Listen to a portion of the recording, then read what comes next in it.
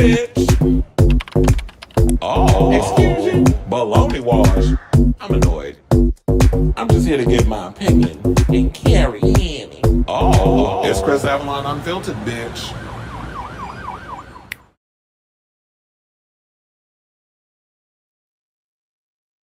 Hola, chismosas. It's your boy Chris Avalon, and welcome to a brand new episode of Chris Avalon Unfiltered. Happy Friday, happy Friday. It's a show where we basically talk about all things going on in gossip, celebrity news, and hot topics. So if that's a show for you, definitely stick around because we got a lot of tea to spill today, including we finally got a cause of death for Michelle Trachtenberg. There was an actor who was a part of the Blade reboot. He's also, well, I'll give you a hint. He's actually starring in Sinners, which I just saw earlier today. I'll definitely give like a small little overall review when I do that specific story. Just I'm not gonna spoil anything, but I'm gonna just give y'all like because it kind of goes hand in hand with the whole vampire thing. So we'll talk about that. He said the reboot went off the rails, and that's why he's no longer part of it. So we're gonna talk about that. Plus, Ben Affleck said that he hated putting on that damn Batman suit when he had to play Batfleck in them Snyderverse movies. So we're gonna talk about that. Katy Perry is getting shade thrown in her direction from Wendy's. They have a half-ass apology. We'll talk about that. Plus, she's got some people in her corner, including Jessica Alba and Azealia Banks. So we'll get into that. Plus, we got to talk about that LaTocha interview. I know I was supposed to come on yesterday, but it was just a lot going on. So yeah, we got to talk about the Tasha interview with Nene Leakes. We got some clips regarding that. Drake is still out here running his mouth about this whole thing about Kendrick Lamar and this freaking lawsuit. He said that basically the diss track was orchestrated to assassinate his character.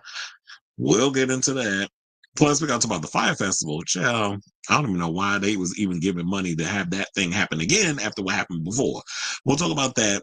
Plus, Cher was addressing these rumors about Alexander Edwards, her man, because they said they broke up. But she said, there's some stuff that was going on because, when he was hanging out at Coachella, people said he was out here creeping. So we'll get into that. Terrence Howard talking about he planning on exposing Hollywood on his new podcast. Erica James says there needs to be a shakeup over at RHOBH, but guess what? Because word on the curb, I saw Garcelle unfollow all them broads over there after that reunion. So we'll get into that. Plus, Haley Joe Osment out here being a bigot. Not only can he see dead people, but he also being a bigot when he get drunk. So we're going to talk about that and whatever else is popping up in the news. There wasn't really much going on. But in the meantime, if you can, before we get to those topics, hit that like button and that subscribe button, please, please, and thank you. And also smash the notification bell. I don't know, something's going on with the algorithms as of late because it ain't just happening to me. I've seen a lot of people saying it was happening to them too. So yes, please hit that like button and that subscribe button. Excuse me, and smash that notification bell so that way you know when we go live with a brand new episode of Chris Avalon Filtered. Now all of a sudden I'm coughing. I was not coughing earlier. But anyway, let me hit my banner. I see we got a bunch of topics coming in by the second. Hold on. Well, we'll get to that after I get to the first topic, which, without further ado, is Michelle Trachtenberg. So, after I believe they were saying that her family wasn't really looking to put her business out here in these streets, or I guess didn't want to autopsy or something or another, we got a cause of death. And it said that basically Michelle Trachtenberg, who, best known, well, she was in a lot of things. She played, she was Harriet the Spy. She was best known for playing Buffy's sister Dawn Summers on Buffy the Vampire Slayer. But yeah, according to the reports, she apparently died from complications due to diabetes. Or as a friend of mine would always say, diabetes. So it said, yes, she died naturally of complications caused by diabetes mellitus, according to the New York City Medical Examiner's Office. Now, this is according to Billboard, so shout out to them because this is where the tea is coming from. So the amended determination was made following review of toxicology testing results, the spokesperson said, noting that a toxicology testing can be done without autopsy. Because I believe, if I'm not mistaken, the reason why they didn't want an autopsy done was because she's Jewish, and I guess they didn't want to cut open the body and that sort of thing. I mean, you got to cut it open anyway to take all them guts and things out, but I guess they just didn't want to do the whole autopsy. Well, it says though her death was not treated as suspicious. Trachtenberg's family declined an autopsy on grounds related, like I said, on grounds related to their Jewish faith, with her death therefore expected to be officially ruled as undetermined. However, the review of the toxicology results has ultimately provided a form of closure for those close to the actress. So it's like, yeah, the family don't want to know it, but I'm sure other people out there wanted to know. And and funny enough, I didn't even know that you didn't really have to cut open the body and do an autopsy to find out what a cause of death is. You could do a whole toxicology report. That's good to know. So if anything happened to me, I give people permission to do a toxicology and be like, yeah, what happened to me if I leave, these streets unattended? So there's a New York native. Trachtenberg began acting as a child, receiving her breakthrough role by starring in the film Harriet the Spy in '96. Released when she was just 10 years old. By then, she had also made multiple appearances on ABC's, I believe, I remember when she was on there as on All My Children. Funny enough, that's where she and Sarah Michelle Gellar was working. I'm trying to remember, who did she play on All My Children? Did she play like a child who had she was like autistic or something or another? If I'm not mistaken, I cannot remember the character she played, but I do remember seeing her on there. She ain't played Bianca, but I do remember her being on the show. How many damn people play Bianca on All My Children, by the way? That connection led to Trachtenberg joining Gellar on Buffy the Vampire Slayer from 2000 through its 2003 finale. Because she came on about, I believe, season 5 is when she came on Buffy the Vampire Slayer. Now, Trachtenberg's presence in the world of music also extended beyond the world of Buffy, with the actors also appearing in music videos for acts such as Trapped and Ringside and Fall Out Boy's This Ain't a Scene, It's an Arms Race, which peaked at number 2 on the Hot 100.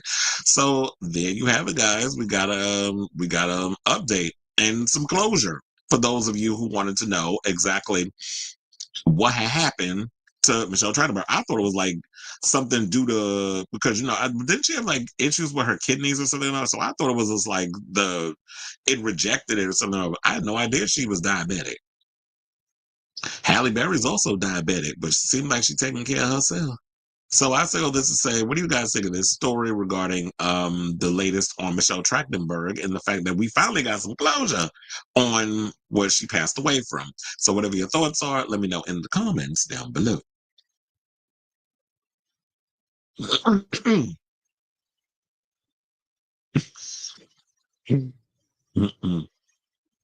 This again. Hi, Uncle Chris. Because you ever, I said, hola chismosa. Shout out to Jewel Sparkles. Now she gonna have me saying that. It was I don't know why. Tomorrow's Kylie Saturday. hmm Well, I'm sure you'll let us know how it was. So have a good time when you go see her. A new video game horror comes out in a month. Are you talking about damn, what was the name of that damn movie? The one that with the cutie from Love Victor? Are you talking about that one? I forget the name of that damn movie, but there's a horror movie that's coming out based off a video game, which I was kind of like, I don't know if it's gonna be good. I was a little skeptical. What's it called? Until Dawn? Is that what you're talking about? But then again, they've been talking about this. The reviews is coming out, and they're saying it's a good one. I'm like, oh, I'm surprised. So now that I'm hearing good things about it, I'll probably actually go see it in the movies. Because at first I was a little scared. I was like, maybe I'll wait for streaming. But now that it's getting good reviews, I'm like, okay, I don't mind spending a little money. Because I'm being real particular, especially with the way this economy is about to go, on what movies I'm actually going to go spend in the theater, which is why I went to go see Sinners earlier. And we'll talk a little bit about that coming up in the next topic. Onyx always doing something while he watching the show. Like, I'm shopping. It said, what character? That part. It's funny, I didn't even read it until now. Oh yeah, I heard that he got into an accident. I didn't look at the photos, but I did hear that he got into a bad accident, and I know he shared the photos, but I haven't looked at it yet because I was busy charging my phone while I was trying to. Because I did add, as soon as I got home, which was literally like an hour ago, I immediately just set everything up, and I was like, okay, let me see if there's anything that is going on in entertainment that I could add to the show, because the topics that I picked didn't feel complete. But now it does. So there was a couple of topics like the one with Ben Affleck. I saw that, so I grabbed that one real quick. The Garcelle one, I grabbed that one real quick because it kind of goes with the whole the Erica Jane story. So I was like, ooh, there's a little extra seasoning I can add up in the gumbo. So I wonder how many people will probably give them the wrong answer. I hope that doesn't happen. Damn, it was 7. Yeah, they went through a lot of Biancas on my. It was a lot of them. I remember when they had the other Bianca, the one that came out the closet, and it still sticks in my head when they used to call her, I forget who was the actress, well, the person they made call her that, but they used to call her Les Bianca. I was like, who came up with that clever one? Because that's funny. It's like it's a little, it's a homophobic, it's a homophobic, but it was funny. Call me some damn Les Bianca. It's like whatever, bitch. Yeah, but anyway. All right, let's move on to our next topic and let's talk about this story. Oh, I forgot I need to close this. Okay, let's talk about this story where we got a little something, a little behind the scenes tea from Delroy Lindo, who is in the new Sinners movie, which before I get to what he said, let me tell you, I implore every last one of y'all to get up off your behind, not right now, because we're in the middle of a show. But if you can, please go see this movie if you can in IMAX or Dolby. I actually went to go see it in Dolby because the surround sound, and I heard that it's not really necessary if you need to see it in IMAX because there was, I don't know, there was some critic that I was watching his review and he was talking about that like it doesn't pop as much. The movie still looks good in Dolby, but I wanted to watch it in Dolby simply because of the sound. And I knew that it was because the movie is so music heavy. There was one particular scene in the film where it's like the music is going through different speakers and it felt like it was passing through me.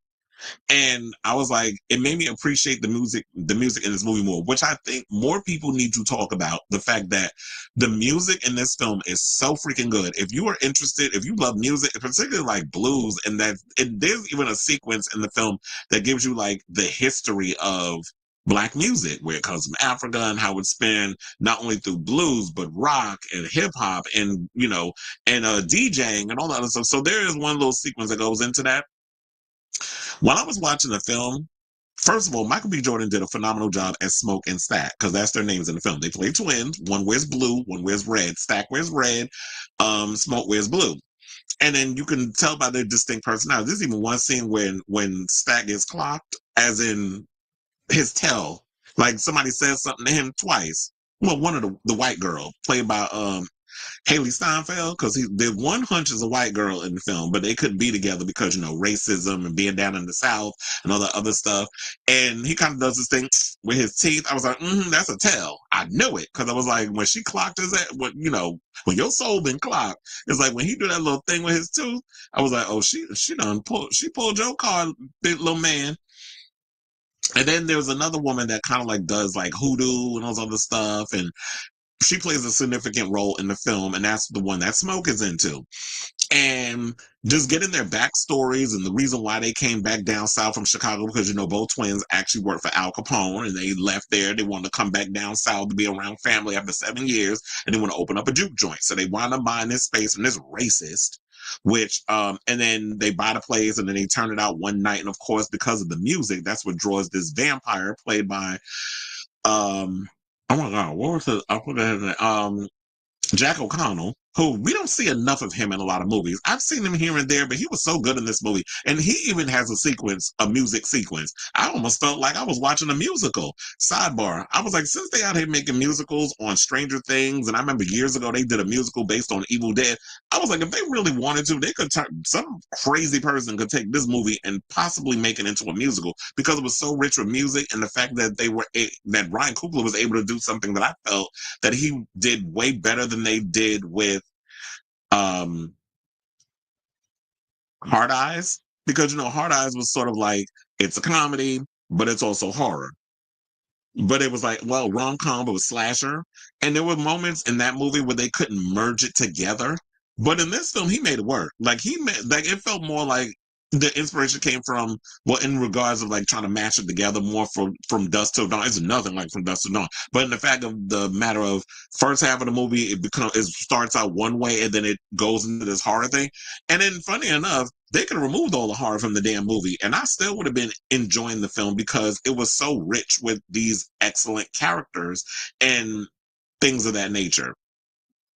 So, I say go out and see it because I was like watching the film. I was like, oh yeah, I'm interested in these characters. I want to hang out with everybody. And the young guy that plays Smoke and Stack's cousin, that plays the guitar, and the way he talks, he was like so young, and like he has this powerful voice when he talks. I was like, okay. Like he seems he was giving me very much like wise beyond his years.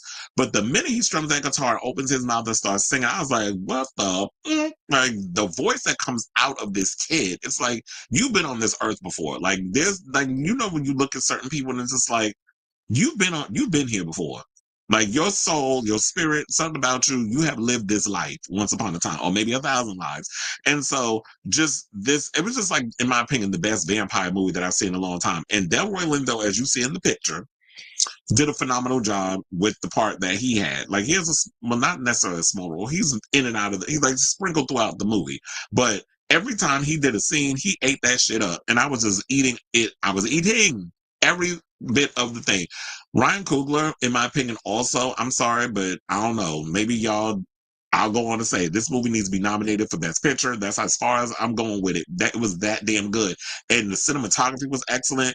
Ruth Carter, who, did the Black Panther costumes. She did the costumes for this movie. And sidebar, I heard something. Shout out to John Campy. I'm gonna give him credit because he spilled this on his show earlier. Apparently, Ruth Carter said she was working on Blade. And funny enough, we got this up in here. She was working on Blade, and she said that the costumes that they were working on, because at the time, I believe the film was the MCU one we're talking about, was supposed to take place in the 1920s.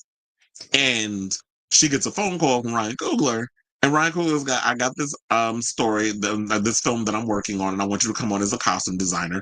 And lo and behold, it's very much like when you watch this movie, it is a film that takes place in the 30s in the South, where people are picking cotton and living on plantations and this, that, and the other, and then vampires and stuff come up in there. So it pretty much plays within that timeline. So it's like she's working on this one thing which has yet to come to fruition, and here she gets a call from Ryan Coogler to kind of work on. So I'm thinking that she probably took a lot of the costume that she was working on from Blade and brought it into this movie, which, like I said, the music was great, the costume was great, the acting was great, the story was great. Everything about this film was phenomenal. I'm going to go see it again on Monday because, I told y'all before that I got a phone call, like my father's calling me, so like that when he went out to Atlanta to go visit my uncle and see his house and everything, he was basically saying like, oh, I want to, they were going to go see the movie last week. And then come to find out, they didn't realize the movie comes out this week. So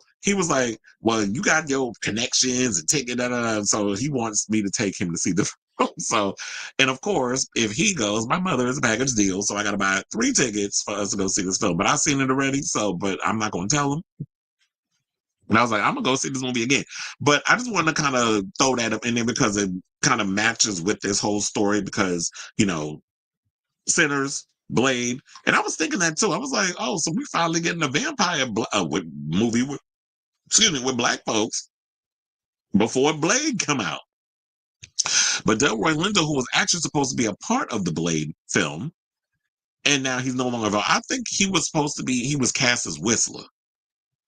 I would go as far to say that I think he was probably cast as Whistler, which I would have been down for because I love Delroy Lindo. I loved him ever since he played Aaliyah's father in Romeo Must Die. And I'm sure he's been in plenty of other movies, but that's where I know him from. So he recently did an interview with Entertainment Weekly, which was published yesterday, which would be Thursday. And while he was promoting Sinners, he confirmed that he is no longer involved in Blade. He also shared a bit about the movie he believed he would be participating in and lamented the character he never got to play. Now, while promoting the upcoming horror film, Sinners, with Michael B. Jordan, of course, or as I like to call him in my other group chat with my friends DJ and EJ, Michael Bakari Jordan, and directed by Ryan Coogler, Delroy looked back on his brief time working on the MCU Blade reboot. He said, quote, when Marvel came to me, they seemed to be really interested in my input. Kevin Feige first announced Blade's reboot starring Mahershala Ali way back in 2019. And here we are in 2025 and have yet to see any kind of who's directing it. Is there a script done? When are we getting a movie release? Nothing. So the COVID pandemic and then the joint SAG-AFTRA and WGA strikes did have a part in why things kind of was derailed. But he also said, or they were saying that the film had its own internal struggles.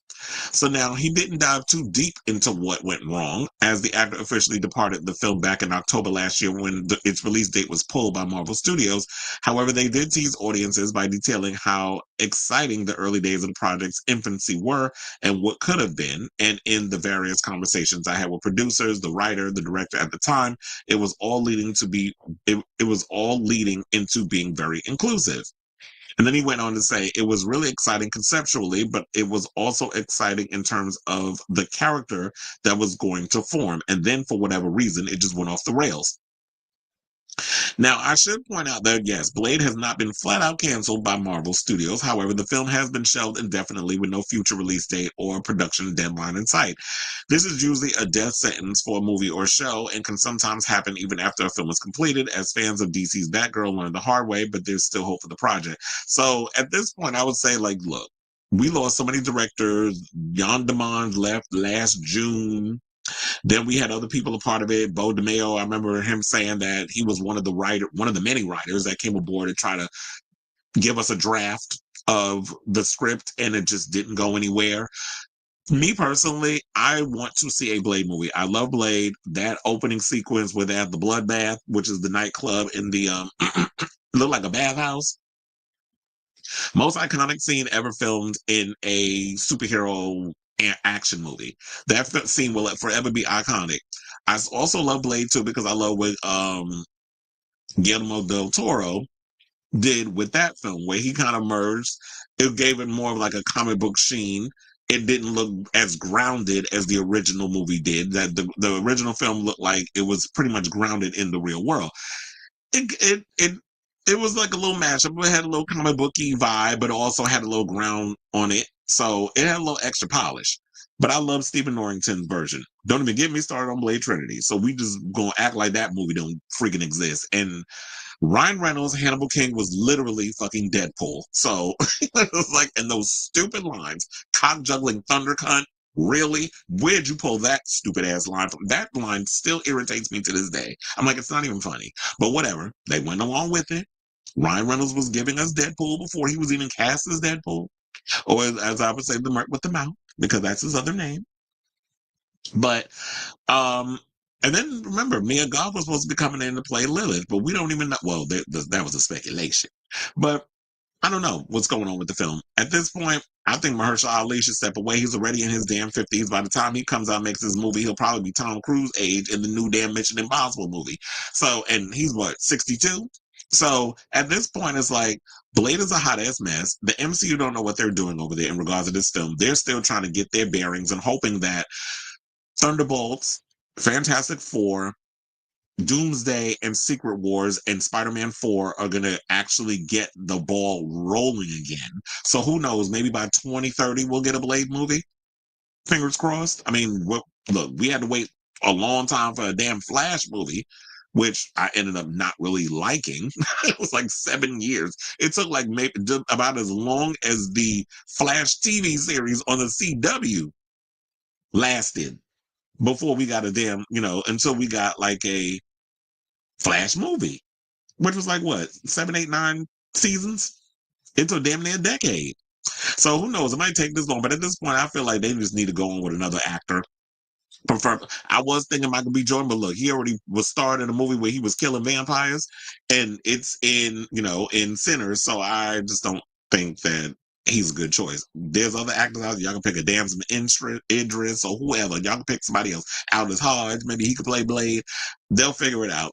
But at this point, I feel like maybe Marvel needs to give up the rights because they have not yet figured out how they can make dark supernatural stuff. Like how do vampires fit in this multiverse that that we're currently witnessing or have yet to witness, because I'm assuming that there's going to be some multiverse type stuff, especially with Secret Wars and Doomsday, and more than likely Fantastic Four, because how do we bring them from the time that they're in into this time? So I got a lot of questions, clearly. So there's still hope in my heart for a new Blade movie. But in the meantime, if y'all do want to see a good vampire movie with some black folks in it, so I also had no idea that there was a huge Chinese population that lived down south in the 1930s. That was a historical moment. And that was another thing too with this movie Sinners. It was so rich in culture, and just saying like, I felt like I felt like my ancestors, because I am part black. My father. I did feel like my ancestors was in the room while I was watching the film. Like I just felt so culturally proud. So if y'all felt just about as culturally proud to watch, Wakanda on the big screen, you'll feel just as well, just as right as rain watching Sinners when you go to the movies to see it this weekend. So definitely go see the film. I highly recommend it. It's like literally one of my favorite horror movies of 2025 so far. And we have other horror movies we got coming out. We got I Know What You Did Last Summer. We have Final Destination. Can we consider Megan 2.0 a horror movie? It looks more like it's a damn action film at this point. So we got a couple of horror movies coming out this year, but so far, Sinners is it for me. Like it definitely checks all the boxes. So I say all this to say, what do you think of this story in regards to what Delroy Lindo had to say? And did you actually go, since I mashed them both together, did you happen to check out Sinners, in theaters this weekend? So whatever your thoughts are on this story, on both stories actually, let me know in the comments down below.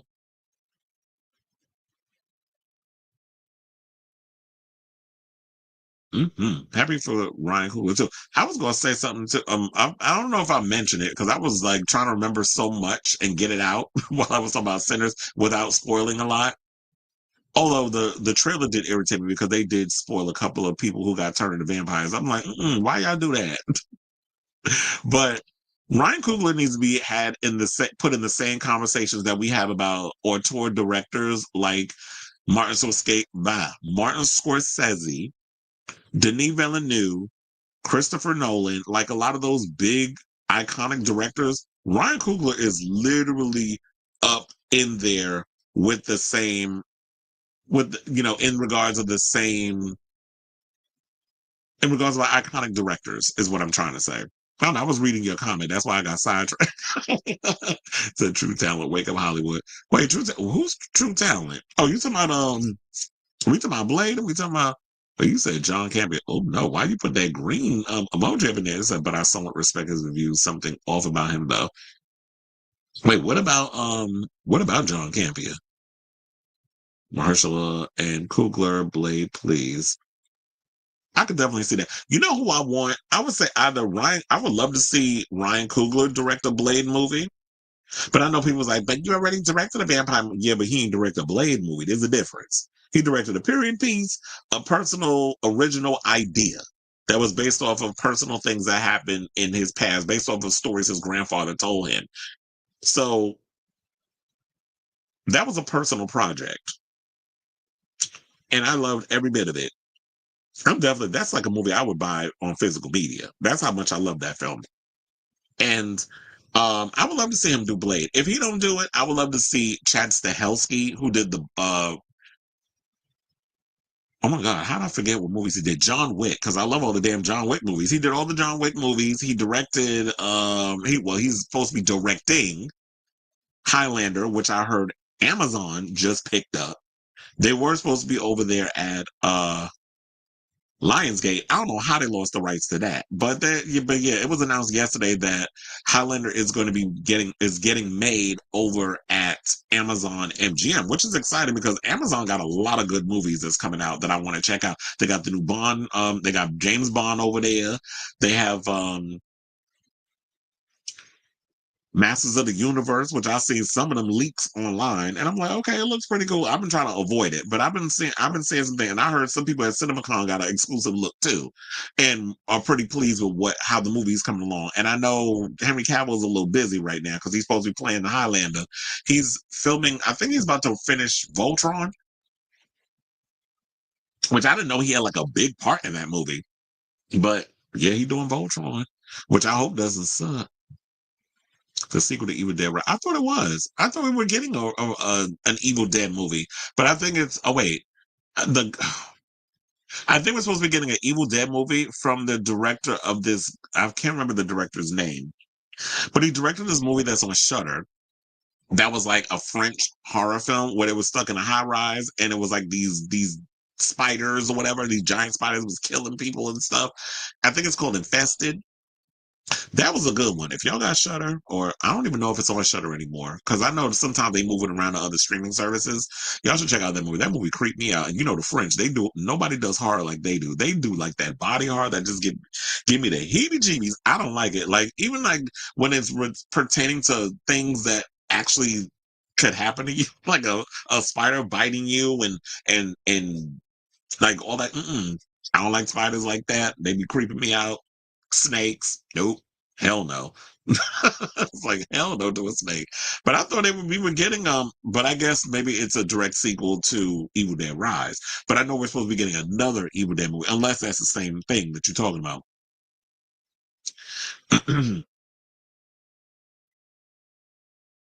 He said it's coming to get her daughter and sister, but two characters return. And I know one of the children that's in the movie in the show is transgender.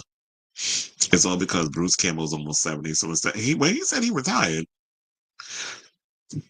He retired playing Ash, especially after they did him dirty on Stars with Ash versus the Evil Dead. And I like that show, but they just didn't respect it. He said, fuck Jeff Bezos.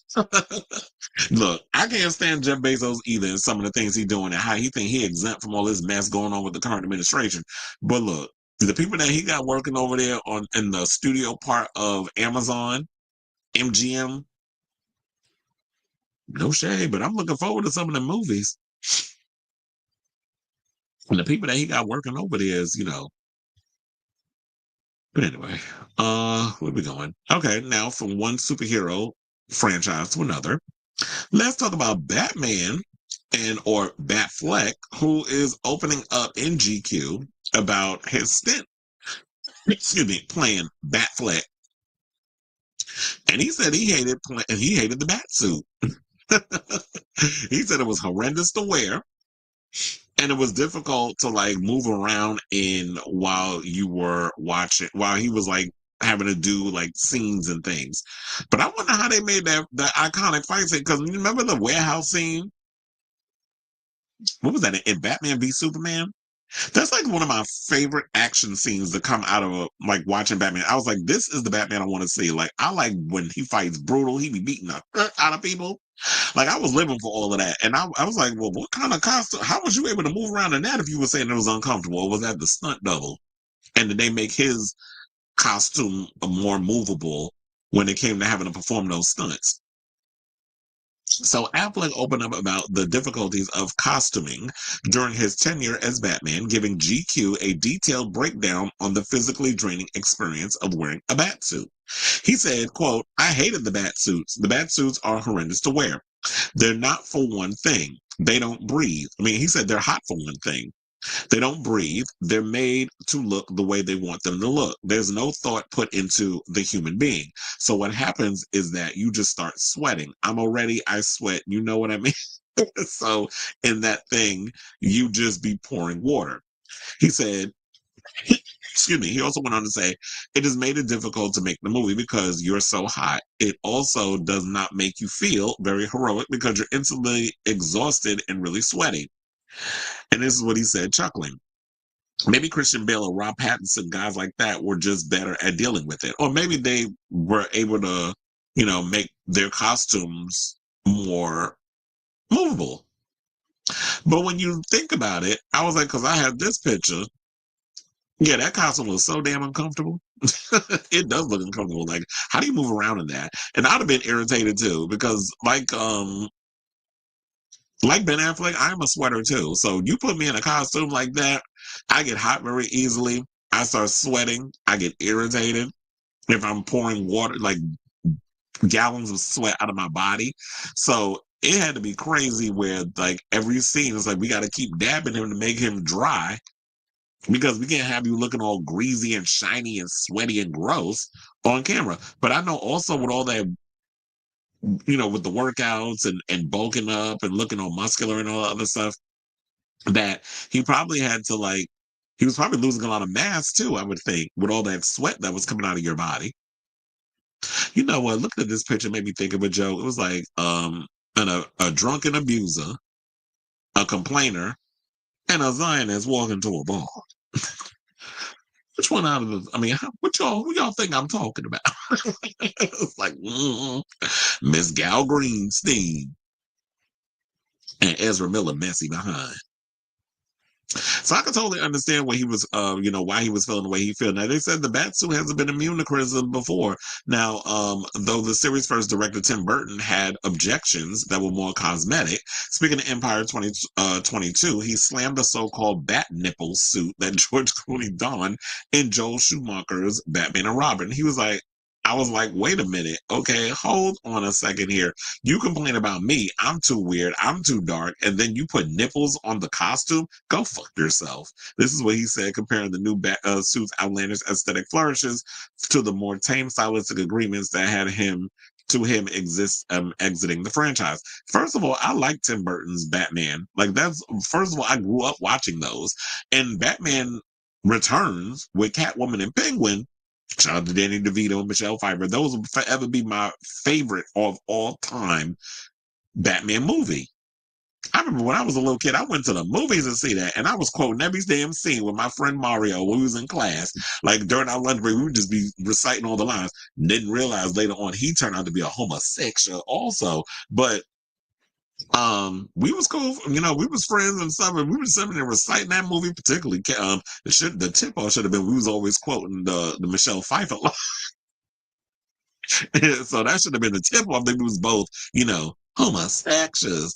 But nevertheless, um, I totally get where Tim Burton was coming from. Like, I like the dark, weird, that old aesthetic of his Batman. The Bat Nipples was crazy. First of all, we all know Joel Schumacher. Well, we know now, Joel Schumacher, but I didn't know then that Joel Schumacher's a big old homosexual. So that's probably why he put the nipples and stuff on there, and then showing the butt cheeks. And that's why when y'all notice when you look at Chris O'Donnell in that film, why you think a lot of gays, a lot of homosexual men say that their gay awakening, especially in the 90s, was Chris O'Donnell as Robin. It was Joel Schumacher putting them in them damn suits.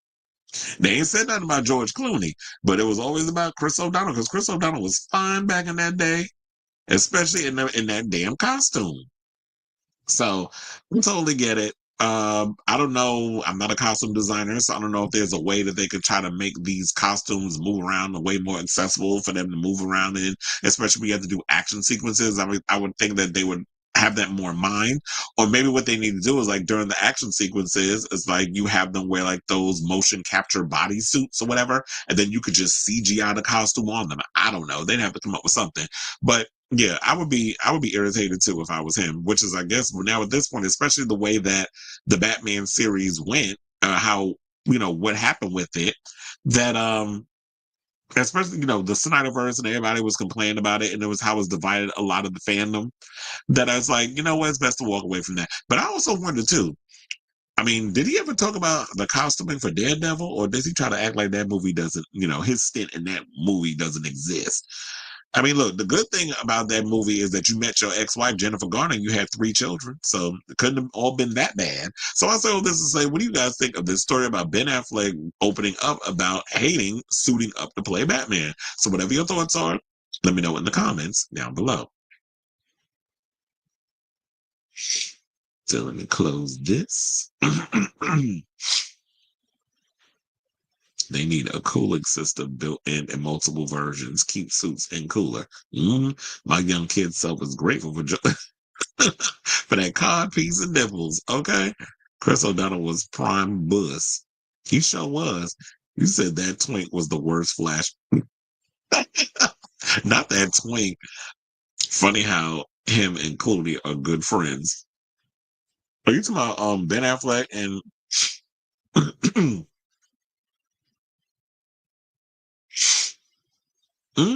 I agree.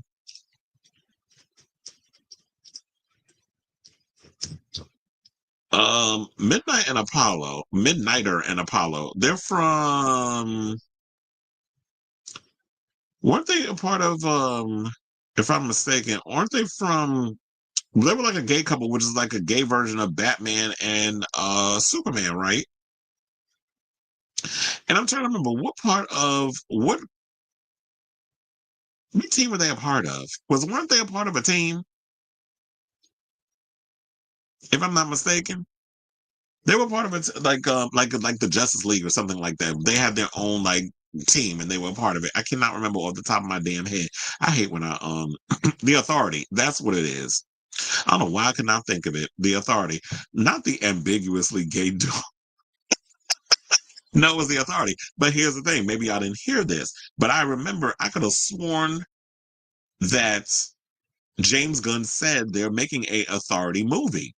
A movie about the Authority. So we're supposed to be getting that movie. I don't know what's happening to it with it, but I do remember them saying that out of the 10 films that they were focusing on making, that there was supposed to be a movie based off of the Authority. So we're supposed to be getting that. And I say this, if y'all going to do that movie, we're going to do that movie, James Gunn. We have to have those characters be up in there. And you want to know something? This might be the opportunity finally for Matt Bomer to get to play that role that he tried to play before. Because remember, he was supposed to play Superman. I believe he lost out to Henry Cavill, if I'm not mistaken, or I can't remember the exact thing, but I remember all them also saying it because he was a homosexual that they didn't want him in the role. But I'm like, look, now you can actually play Superman, but since you're gay, you can play the part. I don't know who they would get to play um Midnighter, but um yeah, they said they were supposed to be making this movie, but I don't know what's going on with it. We haven't heard anything. I know they were still look. We don't even know who's playing Batman in freaking The Brave and the Bold. So there's the DCU was slowly getting their stuff up and going. But I did hear that story that they were talking about. There was a Authority movie. Let me see if there's any latest news on it. Oh, hold on, because Comic Book Movie says something. Let me see how old this story is. Well, they said February 6th, 2025. So that's not that far back. That's like 2 months ago. They said that there's a rumor that DC Studios, sorry, is now reworking the Authority movie first announced at the start of 2023. See, I told you they were making this movie. It says the Authority was first published by DC Comics under the Wildstorm imprint in 1999, created by Warren Ellis and Brian Hitch. They're now, excuse me, they're a team that gets the job done by any means necessary. Um, Boasting an eclectic cast of characters, the team is one that's bound to appear to filmmaker James Gunn's sensibilities, given his work on franchises like Guardians of the Galaxy, The Suicide Squad, say that 10 times fast, and Creature Commandos. The prevailing theory is that he may even be the one to write and direct the project. Well, I think he should write it, but as far as directing, just get somebody else to do it, because I don't think James Gunn wants to be out here just directing movies. So they say it's been a while since we've heard anything about the Authority, although he did, do Superman. And I think that was because it was close to his chest and he didn't want nobody touching that film. So now it says today's scooper at My Time to Shine H has backed the reports that the Authority movie is being reworked. There's no mention of whether that includes a switch to animation, but the movie has clearly undergone an evolution since first being announced by DC Studios in January 2023. You may recall that in September 2023, a rumor surfaced claiming that the team's lineup will feature. Oh, they already had the cast. Guess who they got playing?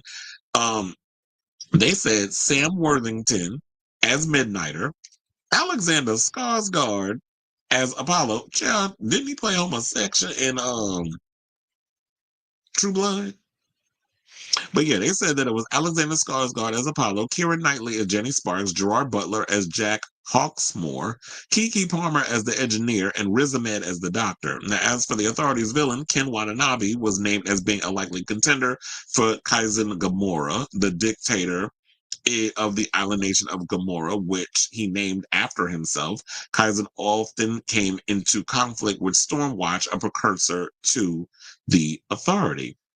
So I don't know. There probably isn't any truth to that because you know what? While it is wishful thinking that we could have got Sam Worthington as Midnight and Ascars as Apollo, I don't know. I wasn't really believing this casting, but yeah, that's the latest on that, and I'll definitely keep abreast of that story. I was trying to see if I saw something on Reddit too. Oh, well, they did say on Reddit. I'm 90% sure James Gunn will direct and write The Authority. But here's the thing, and if he does do it, that probably would be a good thing because it'd be a short thing. The industry wouldn't mess with him. They'll let the movie happen. And but I think that will all be based off of how well Superman does. I hope it does do well. I know there's some people out here that's still mad about, the Snyderverse, whatever. But I'm definitely curious to see James Gunn Superman. I've been a James Gunn Superman, I mean, not James Gunn Superman, James Gunn fan for a long time. Like, I've always liked his movie Slither, like a bunch of films that he's done long before he was doing, you know, Guardians of the Galaxy and things of that nature. He also wrote the script to Dawn of the Dead, the remake, which I love that freaking movie. The one that Zack Snyder directed, he wrote the script to that. So, I've always liked James Gunn's brand of humor. I'm looking forward to seeing what he's going to bring to the Superman universe. And I do think that if they can't work it out or whatever, I would love to see his version of the authority. And I hope he does take it on. And I do feel like that he's the only one that can get that movie made because you know how Hollywood gets, especially when y'all be trying to act like gay characters don't exist in comics. They've been existing since the dawn of time. I mean, if you really look at the allegory of Mystique, Mystique is transgender. I mean, Mystique is technically, isn't Mystique Nightcrawler's father? They say, yep, gay superheroes from the authority. Oh, yeah, I read that one. Clooney also. Yeah, I remember George Clooney played Batman. He played him in, well, I'm trying to remember which one, what the hell is his name? Chris O'Donnell first appear in Batman. Was it the one that Val Kilmer did? I think he did. And then the sequel came and then George Clooney appeared in that one, the real gay one. Matt Damon almost cast as Robin 90s. Um, I'm glad they didn't go with him. I can't see it. Matt Damon gives me too vanilla. Like I can't say it'd be like, okay, the kid graduated from Harvard. He wasn't an acrobat. That's what it would have given me watching him. Yeah. You want to know something? I actually like Luke McFarlane. Luke, first of all, have y'all seen Luke McFarlane lately? Like, child, he could sit on my damn face. But I know he got a man. He's married. I mean, he got a kid and all that other stuff. Nothing has ever stopped some of these gays before, but I'm just saying. Um, I don't know. I feel like Wentworth Miller hasn't aged well. So we probably have to go with somebody else. Oh, do you think maybe Lucas Gage? I've come around to starting to like him. Get both of them on that MCU TRT cycle. Zack Snyder retired, saying maybe he's not made for Hollywood because he's unhappy and people want to be happy. He admits he hasn't recovered. I don't know. I have to check that because I think Zack Snyder is still out here doing stuff. I don't think he's fully retired. Excuse me. Well, you said, hell no, not Lucas Gay. I told you I was starting to come around to liking him. Dead on the inside, and he admits therapy is for people who want to move on. He doesn't want to move on because that means no, you don't have to let your child go. It is. I don't feel like therapy tells you that you need to let go a loved one. First of all, if somebody close to me, like if I lost a parent or if I lost a child, like that's someone who I'm forever connected to or connected with. There's no way that as a therapist you can make me forget them. Which kind of reminds me of that Dexter episode when Dexter's brother Brian went and killed the therapist because he was like that you need to stay away from Dexter and leave him alone and all this. Because I was like, wait a minute, didn't Brian appear in like the Dexter series, the original Dexter series? What? Child, who you telling? We know about Brian singing the notorious pool parties. He said his face reminds me of a smeared. He's like, yeah, I said it. That's a number of years out here being. It's like, yeah, I said it. He looked like smeared gum. Now that's funny though. But look, he had a fine ass husband, even though they was married for like 5 minutes. Right, any minute. Now, speaking of looking like smeared damn gum, let's talk about Katy Perry, who, apparently they talking about, according to reports, she in her damn feelings because, according to a source, they feel like Wendy's went a little bit too far with their smear against Katy Perry. Now, there was a clip that I had a while back. I mean, that I was like, damn, I should have played this when I talked about Gayle King tone deaf behind. But I was like, I got the clip today, so we can talk about it. I mean, we can play it. So yeah, before we get to that, the fast food giant snarked, "Can we send her back?" in response to a post on Twitter that read, "Katy Perry has returned from space following the singer's 11-minute mission with Blue Origin on Monday." Now, I don't understand how y'all sit up in here talking about, oh yeah, I went into space, and y'all acting like y'all full-fledged damn astronauts when you only was up there for like, as they said, like 11 minutes. There was also a post that I had saw earlier that I posted. I'm trying to find it, that I liked, and it was like, Palestinian women are weeping over the lifeless corpses of their children every single fucking day, but I'm supposed to feel female empowerment because a rich pop star got flung into space for 11 minutes by the billionaire selling AI weaponry to Israel. And somebody in my comments did post something that, oh yeah, it goes beyond Israel. Like, I mean, I'm well aware that it goes beyond Israel. Like, they're going after Yemen, they're going after Lebanon, like any area, I guess, that got brown folks in it. They dropping bombs over there. So I'm well aware that we have a current idiot in chief that wants to pick fights with everybody, including our allies. Excuse me. But yeah. And so now people are saying the person that's the source for her are saying, we understand the internet loves a joke, but there's a clear difference between humor and targeted hostility, and this wasn't harmless banter.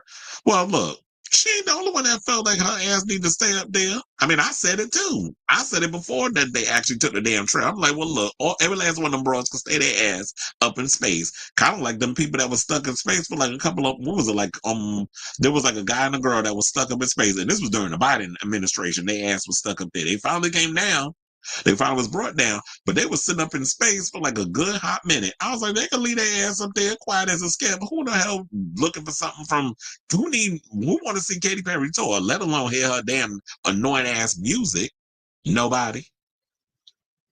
So yeah, then you had Gayle in that dry ass wig she had on, trying to clap back and talking about, well, have you been to space? Then if you haven't been to space, then you can't talk. I'm like, okay, bitch. First of all, you got to go. You got a free ride out there because your friend Lauren Sanchez asked you to go up there with her. I'm surprised her damn face ain't melt with all that fixer flat her ass got up in there. And I'm talking about Lauren Sanchez, who out here looking more like the Joker than, and I'm not talking about Heath Ledger's Joker.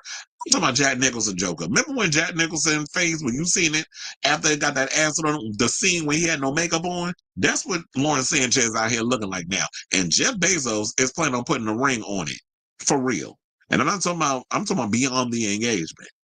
So here's Gayle King and her tone deaf behind, defending the reason why she took her dust mite looking behind up in space. Because you couldn't stay up there long. Your sister Oprah would have been tight. So hold on, let's play that clip and then we'll come back and talk. This is what bothers me, because I've certainly read some of the things online coming from people that I know, that I like, that I consider friends. And this is what I would say to that.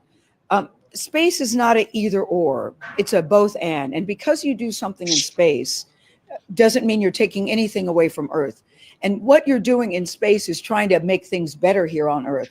What Blue Origin wants to do is take the waste here and figure out a way to put it in space to make our planet cleaner. I mean, Jeff Bezos has so many ideas, and the people that are working there are really devoted and dedicated to making our planet a better place. That's number one.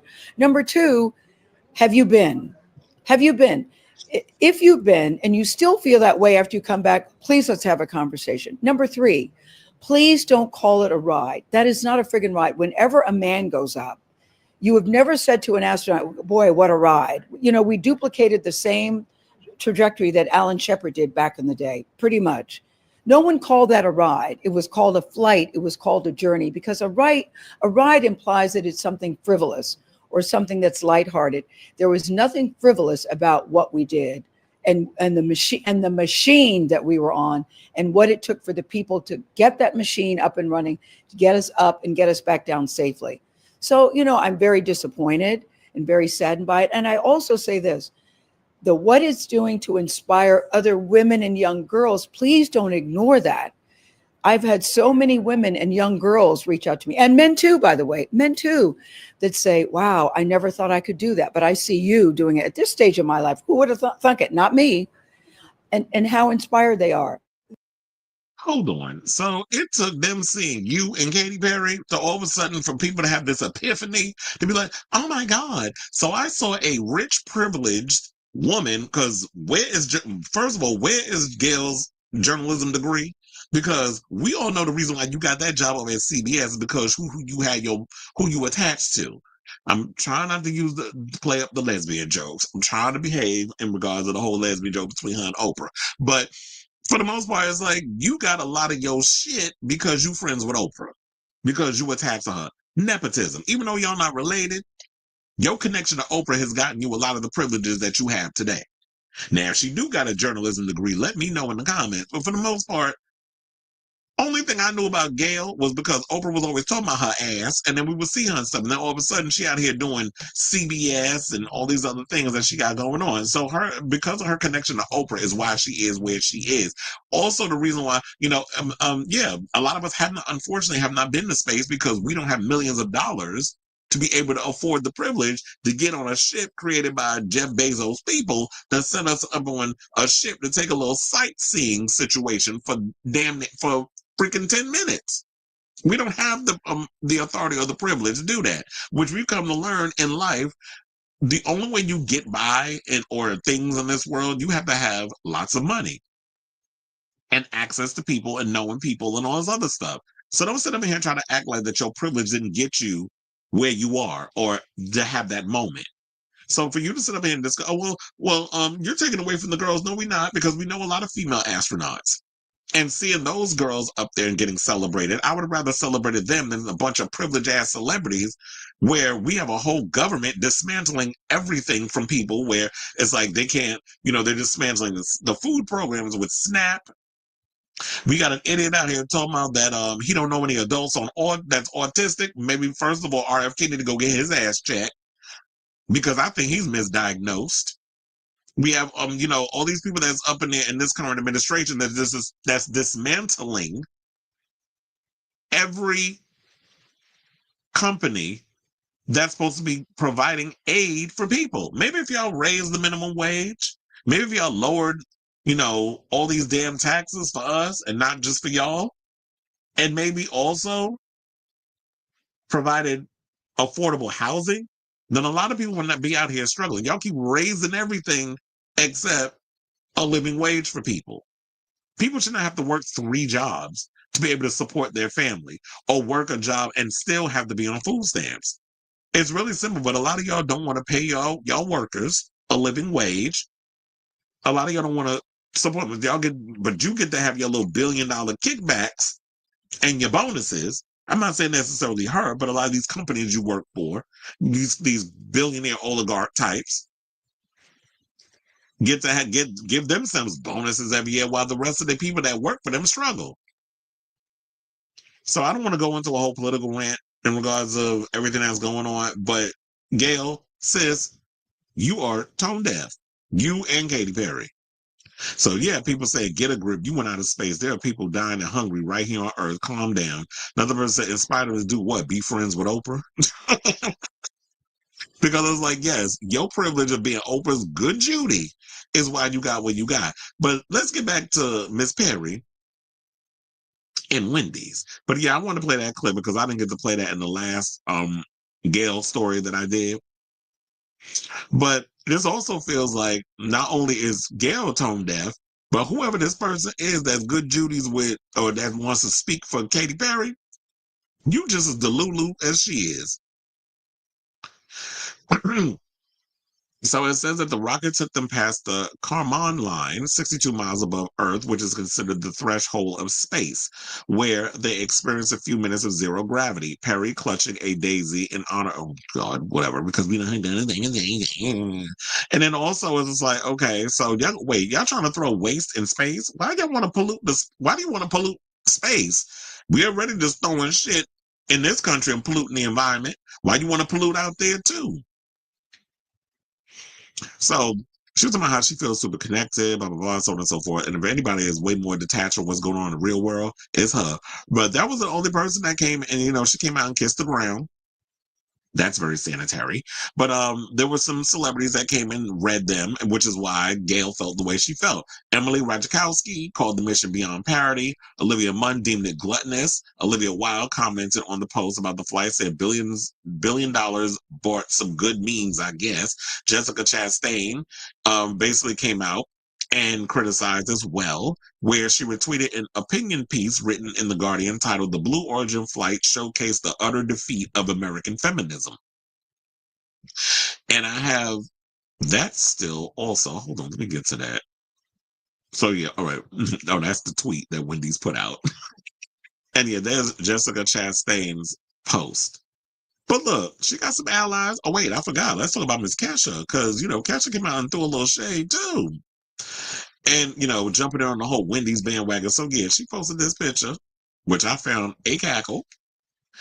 And she was grinning with a milkshake from the chain. And then the source basically said Wendy's may think they're being clever or witty, but what they're really doing is feeding a culture of online bullying that everyone agrees has gone too far. How is this bullying? Like, people are going to have their opinions. You already know that, there's good parts about the internet. And then there's salacious parts of the internet. It comes with the territory. And it just shows that, we're not mocking women in general going up into space.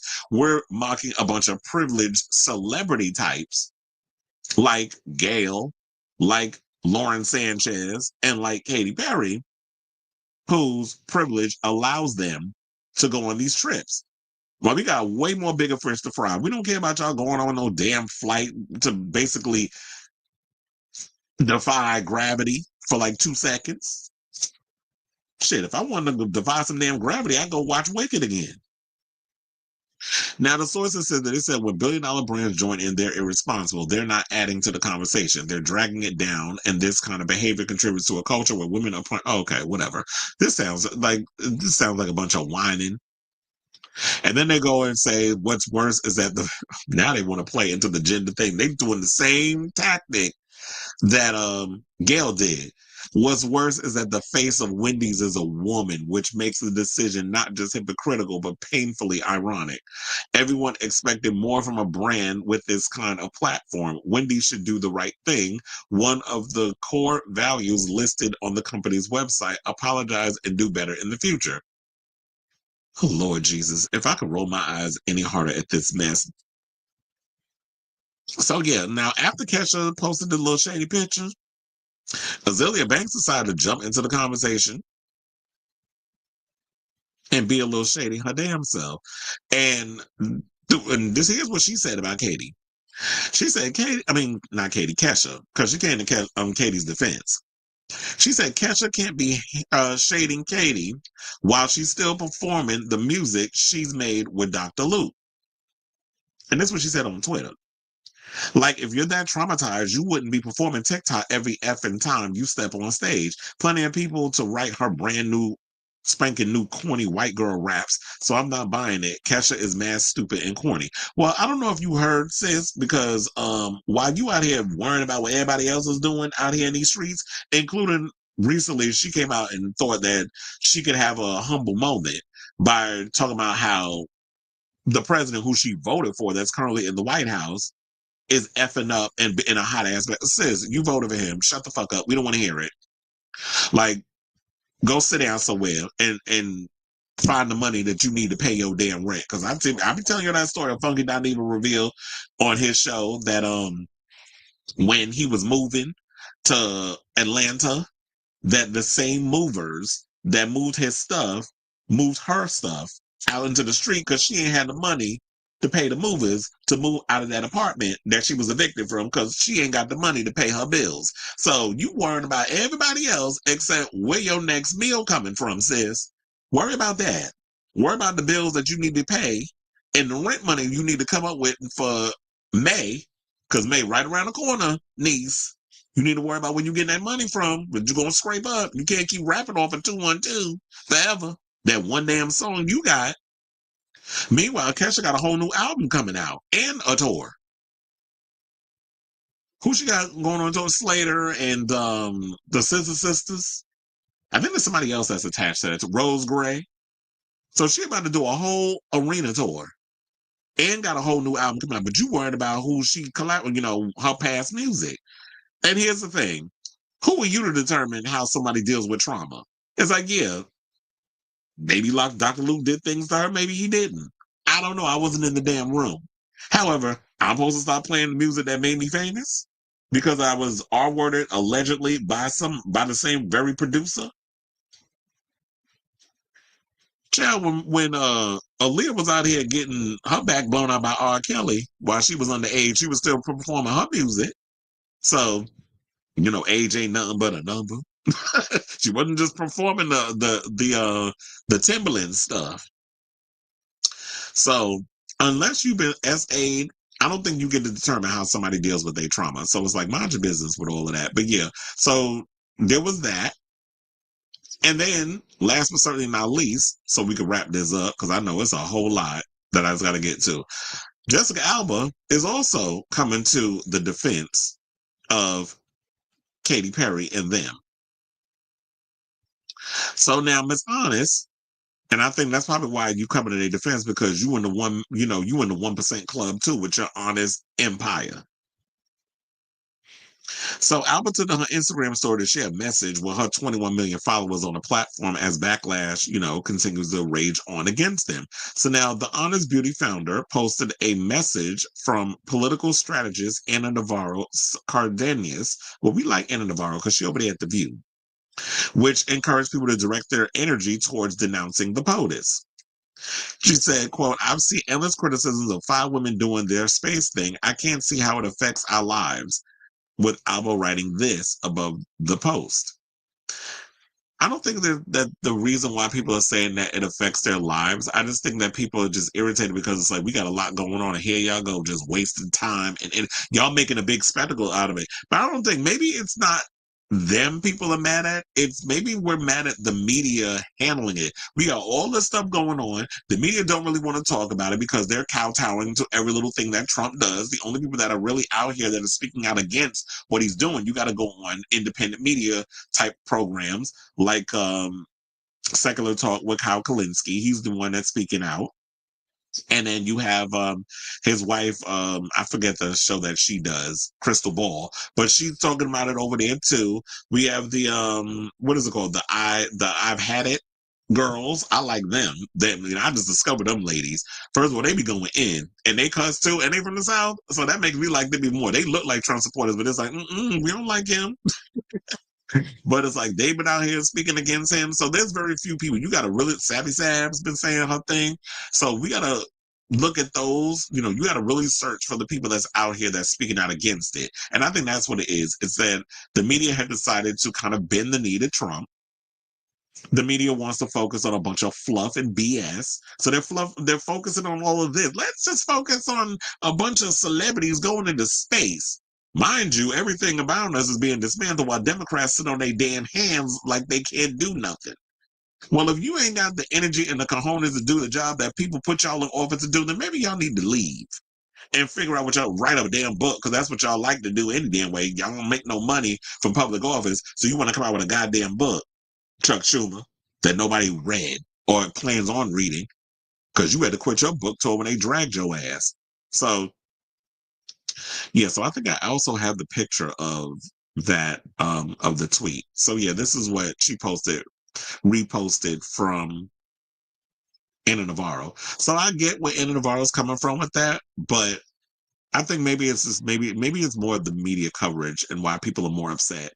But then when you have people come out like Katy Perry's close whatever confidant, whoever was out here spilling tea, and then you have Gayle King going on air, that makes it worse because people feel like, girl, sis, you're not getting it. You missing the point. But because y'all went up in space, this is more about your ego than anything. So I say all this to say, what do you guys think of this story regarding all the tea regarding what Jessica Alba coming out and defending the ladies for going up in space? We got Kesha weighing in, Azealia Banks coming to the space ladies' defense and all this other stuff. Like, this is a bunch going on. And I'm sure this is probably not, we'll still probably be talking about it to the end of the week. And then by next week, we done moved on to the next thing. So let me know what you guys think of this story in the comments down below.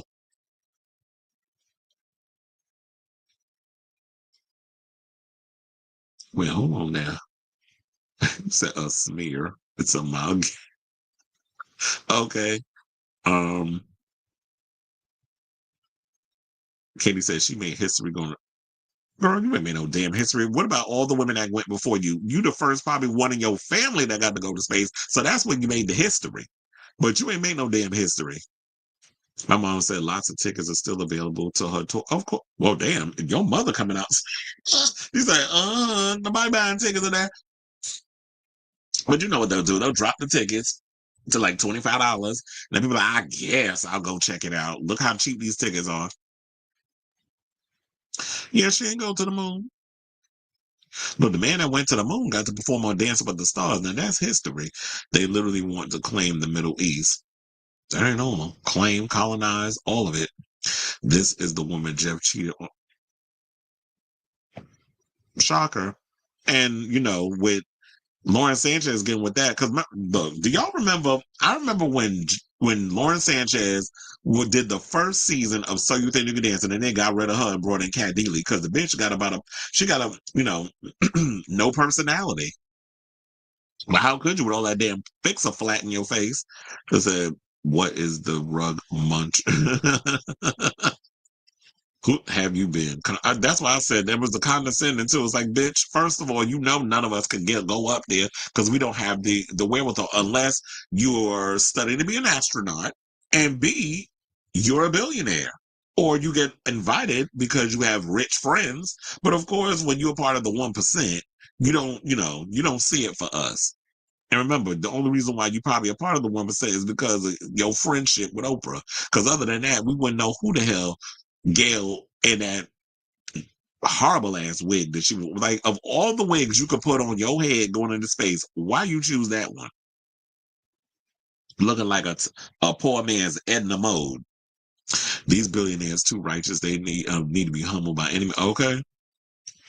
Most don't want to be astronauts. I wanted to be, but Challenger made me change my mind. You want to be an astronaut? Somebody made you change your mind? I would have did it. Or maybe it would have been a lot of it probably been a lot because first of all, I don't know if I could have been an astronaut. I'm not that great. I hate math. So I was like, all the way to humble Jeff Elon is the boycott. I don't think people would do it. People like their things, but Amazon boycott is bad. You would have to cancel Prime, and that's why I said like people like their things. Me being people, because it's like I have Amazon Prime Video. I have like there's a lot of stuff. I shop a lot on Amazon, so it would be hard for me to give it up. He do need to get checked. Yes, Gail had long term. Oh, okay. Well, that read still was funny though, even though I was incorrect. I was like, yeah, she's not a. What background you got in the news? I'm still shit. I still read her hair. And we need laws that force retirement to allow. Yeah, we definitely need that. Like, people should not be politicians for life. There needs to be a cap on that. Like, y'all do it for a good 2 decades and then pass the baton. Like, okay, now you 65, time to get on out. Hopefully, we can get somebody to do that because we don't need nobody up in there. It's like, okay, so now I'm on my deathbed and now I got to get my successor. I'm like, ew. Catches recently is better that part, and that's what they mad about. Because I like the songs that she came out with. Joyride still like in my head. Miss Banks keeps trolling, but can't go to a studio to make it. She ain't got the money. Shit, she ain't got the money to make to pay her rent. She ain't got the money to put the to scrape together to make a single. Cause it ain't cheap making music. Honest and gouging. First flight of estrogen filler. Okay. They literally deporting people with no due. Okay. And then you worried about going to some damn space. But of course, you being on a network, you ain't gonna talk about that either. Like when they gonna bring that man home from El Salvador, the one that was in prison that the politician went out to go visit, and they let us see the pictures and stuff. First of all, I was surprised he had a head full of hair because don't they shave your head and put your head down like as a humiliation type situation, and then they showed him and they probably put him in his back in his regular clothes. And then I saw somebody say, I don't know if it was a preacher. I said, first of all, you going to hell for saying that. And then talking about the only way out of this prison is in a body bag. Like, who would you even say that? Oh wait, the thing that irks me about this the most is that nothing was accomplished. Exactly. It's like, what have you accomplished? Kind of like what the hell's his name? Kind of like what's the name of that damn filibuster? That politician from Jersey. The bald headed one that Rosario Dawson was dating. You ain't accomplished nothing doing a filler. Oh well, he beat Strom Thurmond's time period. Like he did it more than 24. Okay, whoop de fucking do. You beat a racist with running your mouth for over 24 hours. Where did that get us? It got you on two interviews on The View. As in they interviewed him for a couple minutes, went to commercial and brought him back for a second, helping. Child, I fast forwarded through that mess. I didn't want to hear what that Zionist had to say. Gail gets all those millions, not for her talent per se, but her direct access. Okay. But hey, white folks do it every single day of the week. Yes, they do. So if and look, Cory Booker, thank you. But it was like white folks, we already know they the ones that benefit mostly from affirmative action and DEI. So y'all rolling stuff back, them saltines are the ones that's going to be affected more than us. I remember when we would talk about Gaga and Katy last summer and say that they were in a similar place in the industry. Gaga is the third most streamed artist right now. Boo boo the fool. That is true. But the funny enough is like Gaga, and I've said this many times, Gaga and Katy Perry are at that same crossroad in their career where it's like, yeah, y'all are veterans in the game, but it's like, what do you have that can move you forward in regards to reinventing yourself? They both released music that made them where they've got them where they are. But the difference is Katy Perry relied too much on, oh, I'm gonna work with Dr. Luke. I'm gonna be lazy. I'm not gonna really push the boundaries and come up with something creative.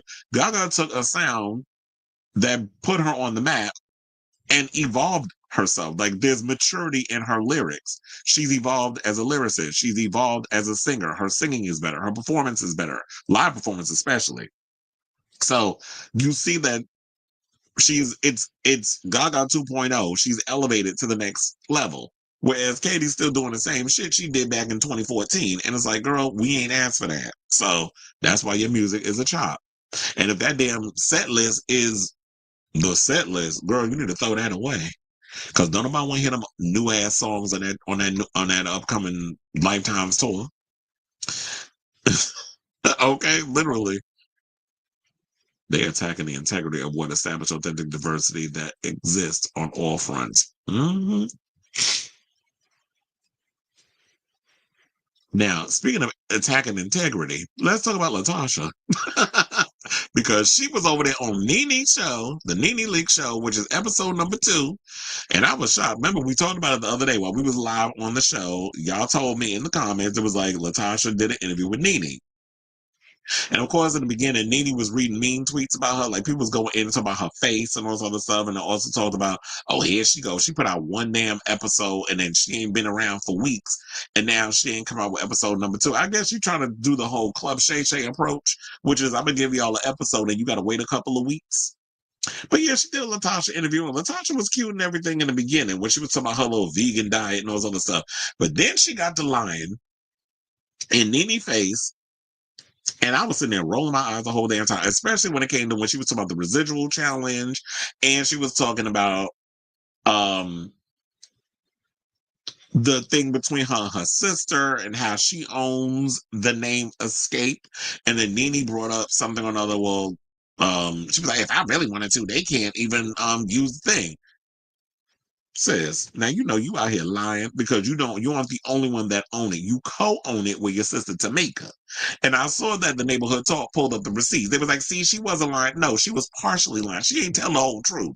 Because like, yes, your name is on the situation where you do own the name Xscape, but you don't own it by yourself. Because if you did own it, then her petty behind with her husband, Rocky chirping in her ear, would have been like, put a cease and desist, prevent them from, and well, cease and desist is kind of like just letting people know you can't use my name and likeness, whatever. Ain't worth the price of tea in China. But if you actually went down to the legal eagles and they drummed up something where it's like, oh no, you cannot use a situation, she can't do that because Tamika owns it. And as long as Tamika is in that group with Tiny and Candy, they can use the name Xscape. So if you was going to be up in there, sis, tell the whole truth and nothing but the truth and not the half truth. But I do have the clip.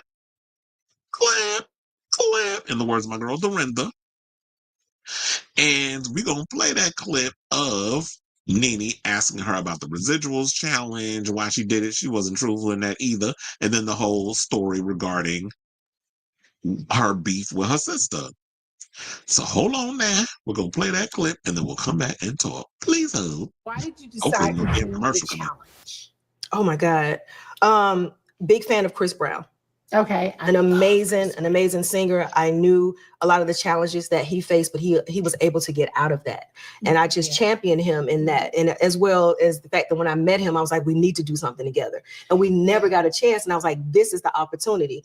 And no other woman was doing it. No other female had done the challenge. I was like, I got to do it because I love challenges like that. So I was like, I'm going to go and pour my heart out into this. And I did just that. And to be totally honest with you, they say that music reaches the heart. I was able to even reach my sister. I hadn't talked to her in a minute, but that song resonated with her and we were able to have a conversation. So that residuals challenge for me did more than just me singing.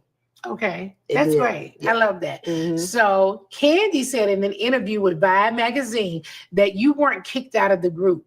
What happened with you not being a part of the Xscape? Well, when you send a letter, first of all, I did not know that they were going on tour. I talked about going on tour. This is what I wanted. Okay. They were going on tour. I had nobody to call me. Nobody emailed me. Nobody told me anything. And so when I heard about it, it was actually Coco from SAV and also Taj. It was like, we're thinking about going on tour. I was like, when? They were like, we're leaving in May. How y'all leaving in May? I know nothing about it. Nobody's talking to me. So I sent a letter from my lawyer to say, hey, ladies, if you guys are going on tour, let me know the dates. Tell me what is going on. I have no clue of anything. But I never got that. Never got a phone call. They never even responded to the lawyer. And they went on tour. Your group mates? My group, yes. Yeah, the people my bandmates, absolutely. So no. So if somebody is calling to say what's going on, and you're not getting they're not calling you back. It's like, what's going on? And I was not able to go on tour. So they left and went on tour. So is that not, so you tell me what that is, if it's not getting kicked out. Did you ever think that there would be a point in time where you would break away from the group that you grew up with? Never. 30 years, sweat equity. And these never. are like your sisters. They are. Yeah. And to have them go on and move on without me, I think a lot of the stuff had to do with that show and the agenda that was placed on me. And I often ask people, I'm like, okay, there were 7 girls on that show. Why was I the one that was scrutinized and targeted in that way? I think you were because of your husband. Sorry to interrupt. Isn't it annoying when ads do that? Okay, we could pause it there.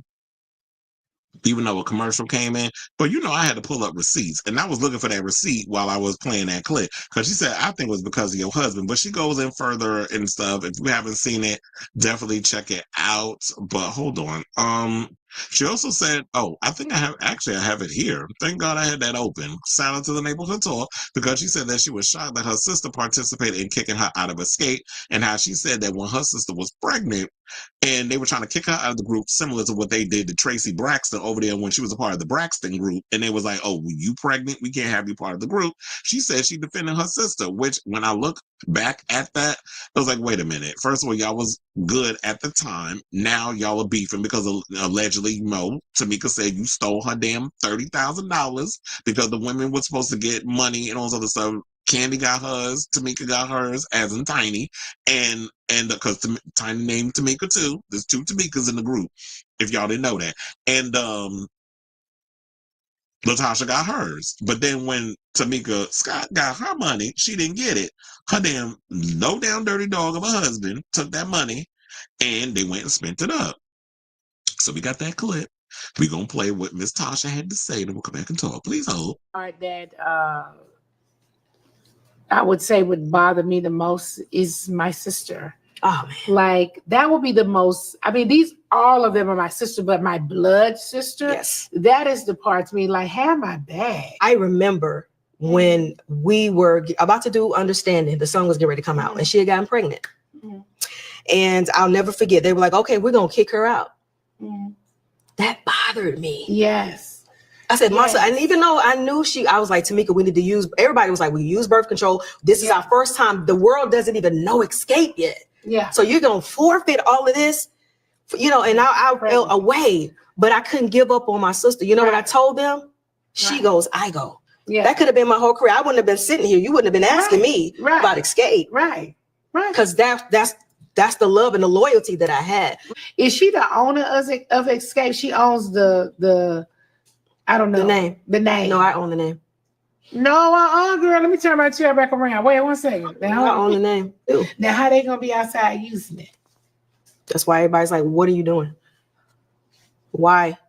How can they? I mean, but wait a minute now. This is a trademark name. Yes, ma'am. And you can go look it up yourself. Yes. How they get to do that? They're not supposed to. So if you really wanted to, if I really wanted to, you could really sue them or something. If I really wanted to, because I've always thought that Tiny owned the name for some reason. Not. No.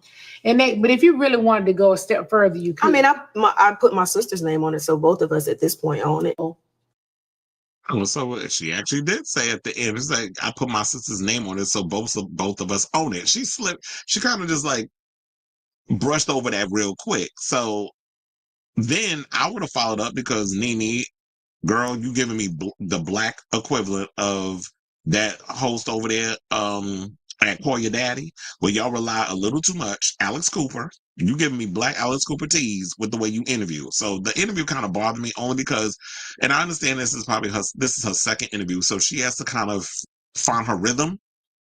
But watching the interview, you rely way too much on them damn cards. Like, you can rely on your cards. You can use it to ask the question or glance down at it and kind of throw your own freestyle on it. You don't have to rely too much on the cards. But most of the time when it comes to interviewing, or I'll just say in general, it's about listening. So what the people say, that actually helps you continue the conversation and keep the thing going. So what I would have said was,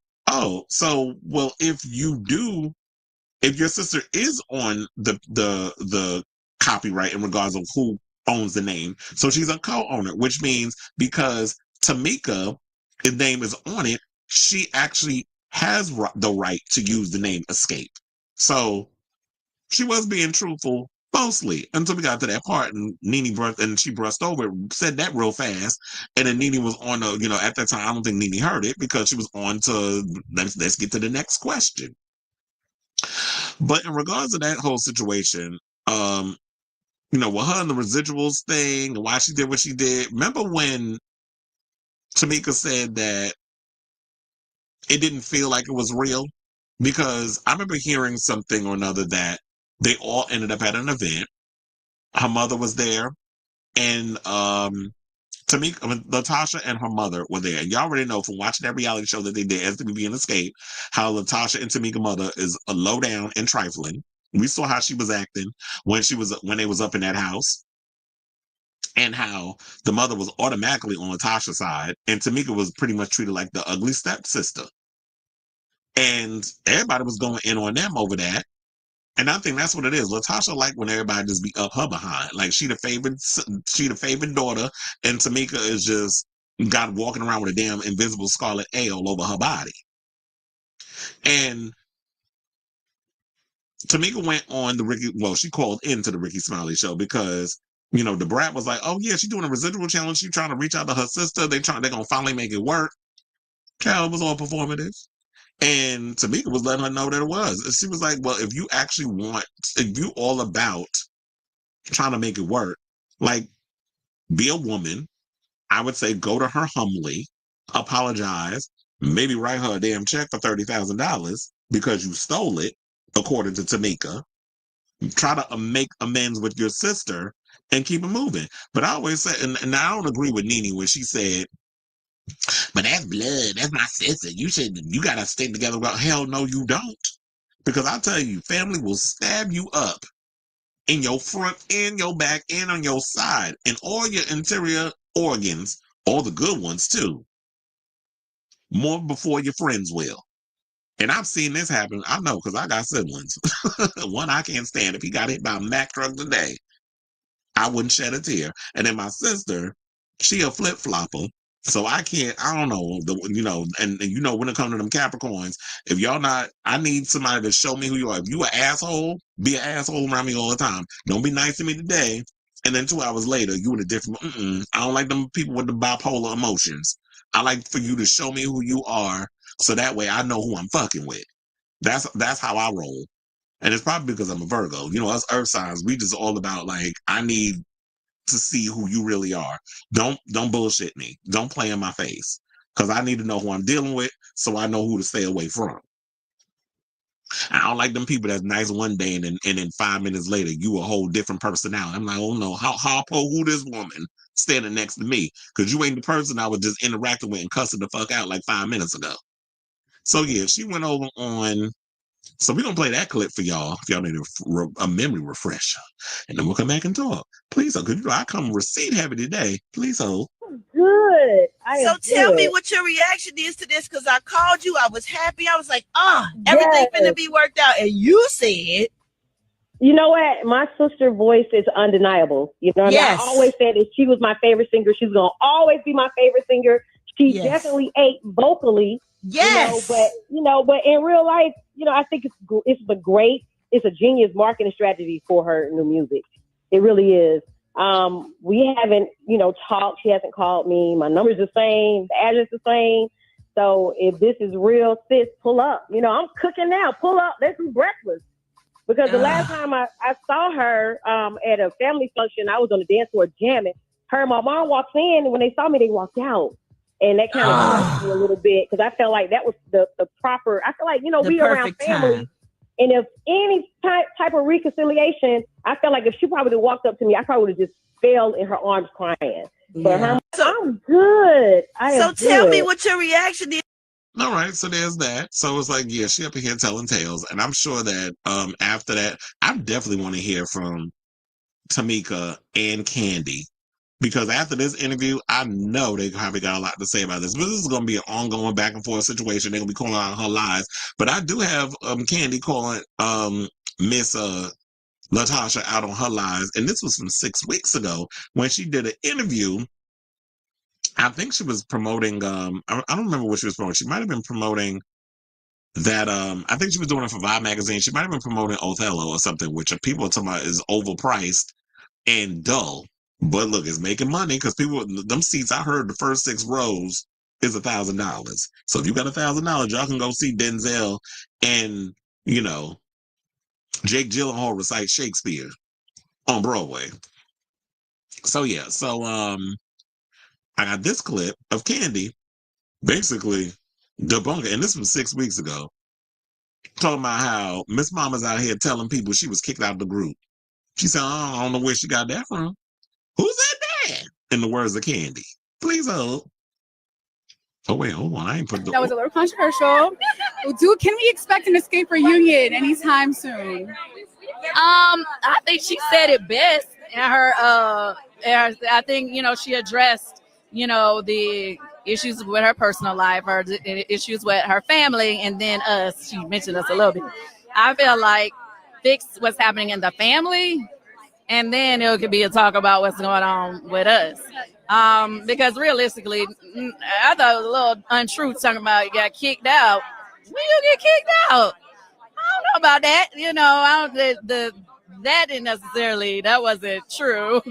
But I do think there was some issues that, some decisions on her part that made it to where, we ain't doing enough. You know what I mean? So, yeah, it's kind of. All right, so y'all pretty much got the gist in regards of that. But here's what I'll say on this whole situation. Nene, I know it's like your second interview that you had with a celebrity. I know it's going to take you some time to find your groove. I'm not going to go too hard on you, but I do feel like you was relying on them cards a little too much, and you need to like listen and then know how to like take from what the people say and really expand on what they're saying, so that way it feels like a real flow of a conversation. But I know also some of these people, and this is why I don't like doing interviews with people, like when they say, oh, you need to interview the celebrity, that celebrity. I need somebody that's going to be real and not worrying about, because a lot of the interview podcasts and stuff, a lot of the interviews are getting real stale. It's like, if I want to interview you, if we're going to have a conversation, let's really sit down, dig deep, and have a conversation. I don't want to sit up in here and be like, well, I can't answer this question because I want to, yeah, it's going to help the ratings for my channel, but also, and it's definitely going to help the artists too. But if we're going to have a real conversation, I want to have a real, genuine conversation with people and not feel like that I'm being forced to ask certain questions. Kind of like, okay, and if I interview Katy Perry,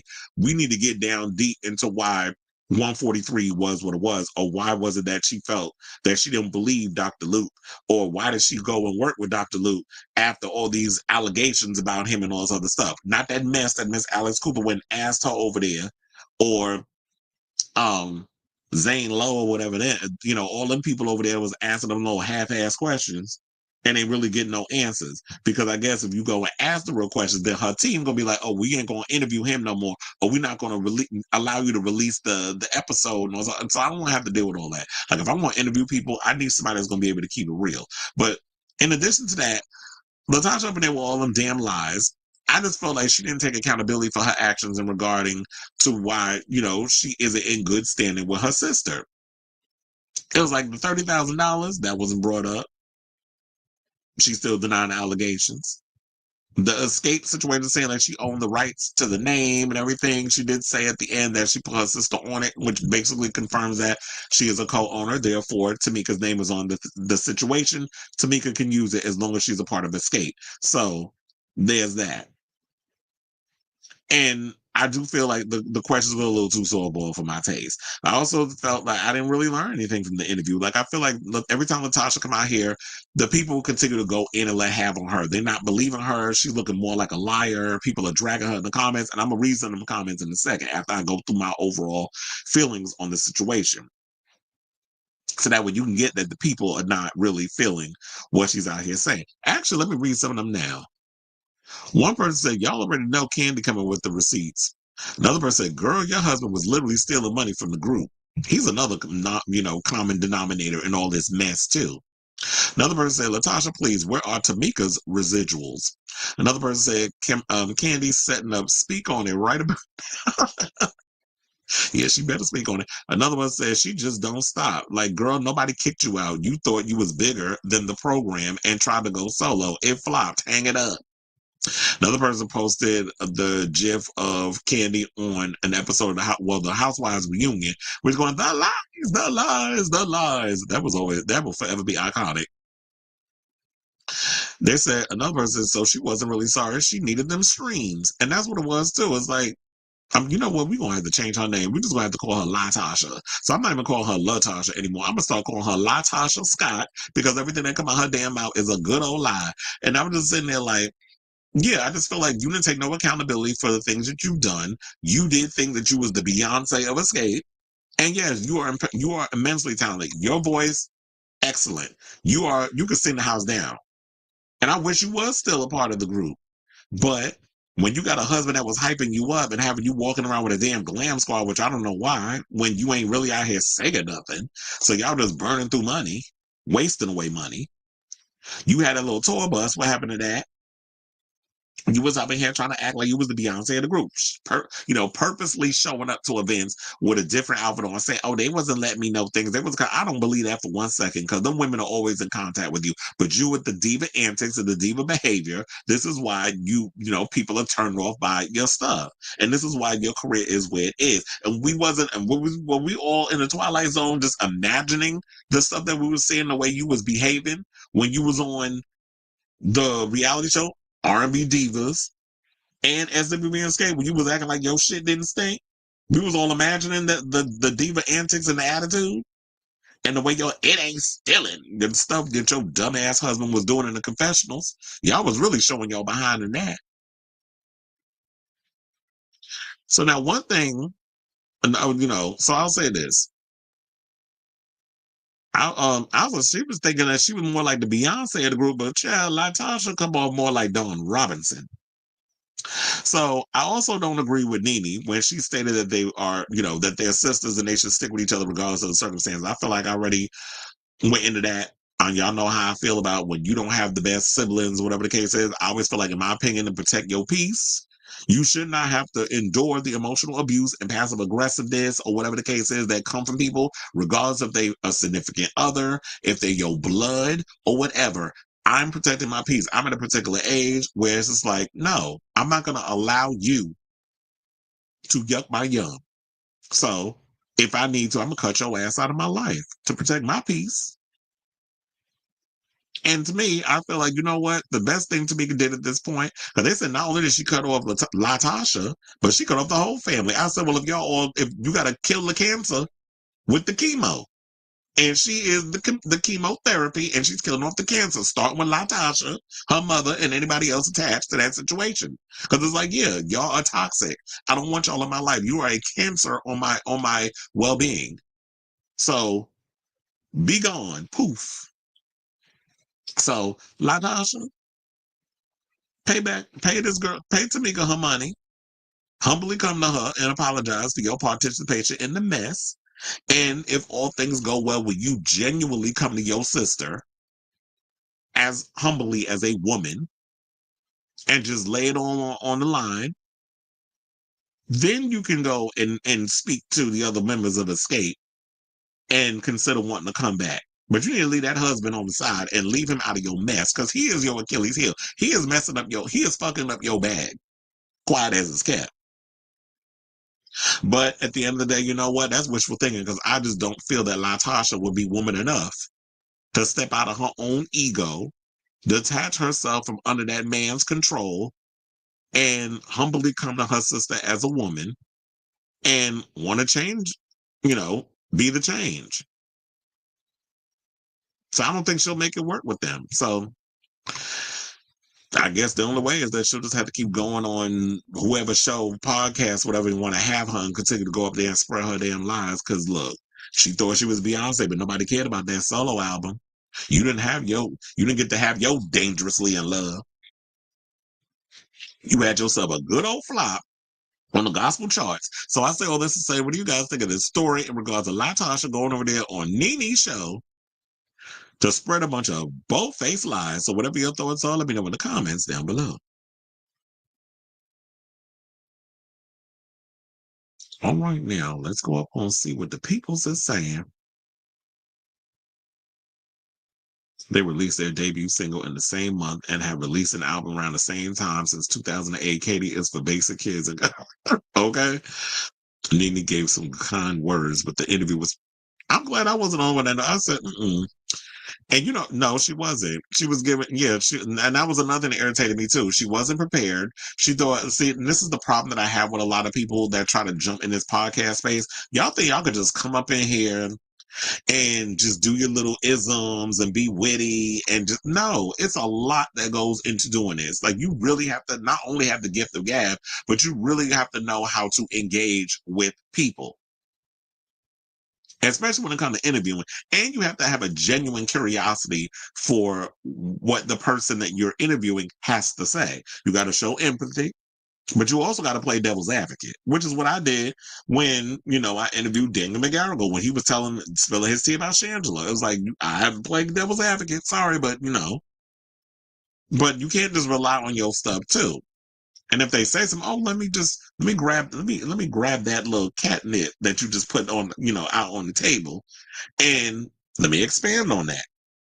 And they come like, and it's, child, you know what? I didn't want to read any, but child, you was out here reading like you got a 5th grade reading level.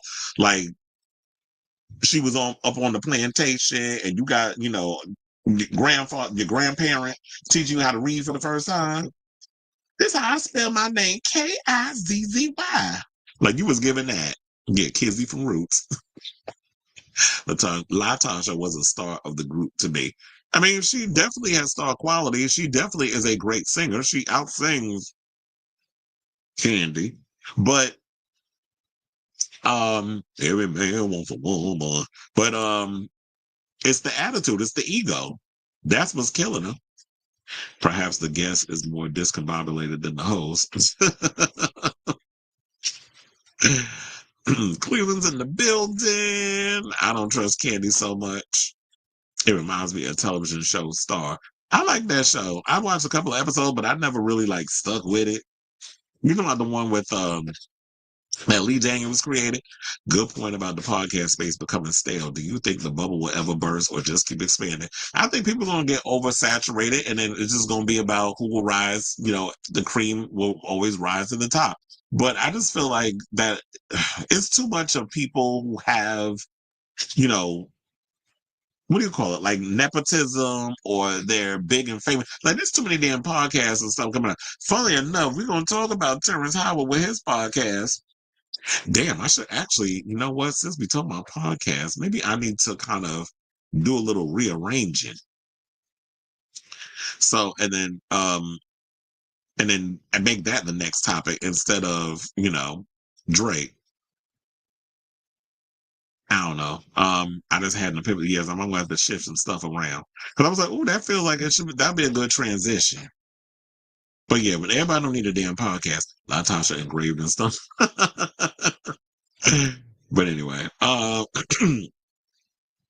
yeah. So now let's get into Terrence Howard, who basically is talking about he about to expose Howard. Speaking of podcasts, because he was just asked literally before I went into this topic, do I think that the podcast space is becoming stale? Well, since I said that the podcast space is becoming stale, do you think the bubble will ever burst or keep expanding? And I'm just like, look, eventually it's people are gonna just have the ones that they like, and then the ones that suck, you'll see that nobody, you know, they'll have to move on to the next thing. We'll see how, you know, only the strong will survive, as I say.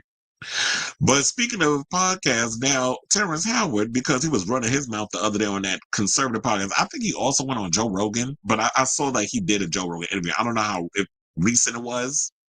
I didn't care enough to look, but when I was looking for something in regards to like Terrence Howard here in this story, I did see that he did an interview with Joe. So he's going on a lot of these conservative podcasts spewing a bunch of BS, like he did the other day when he was talking about manhood and protecting manhood, which y'all saw that Wilson Cruz went and scalped his dumb behind when he was talking about manhood, because apparently taking dick up your ass makes you less than a man.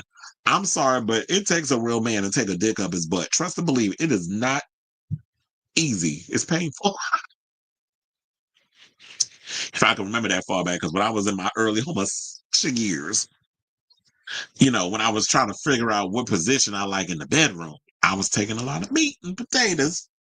Then I wised up and was like, I don't like it. So, but I know how, now that I know how the bottoms like it, because unless you've had a couple up your behind, then you know how to treat bottoms when it comes down to doing the do.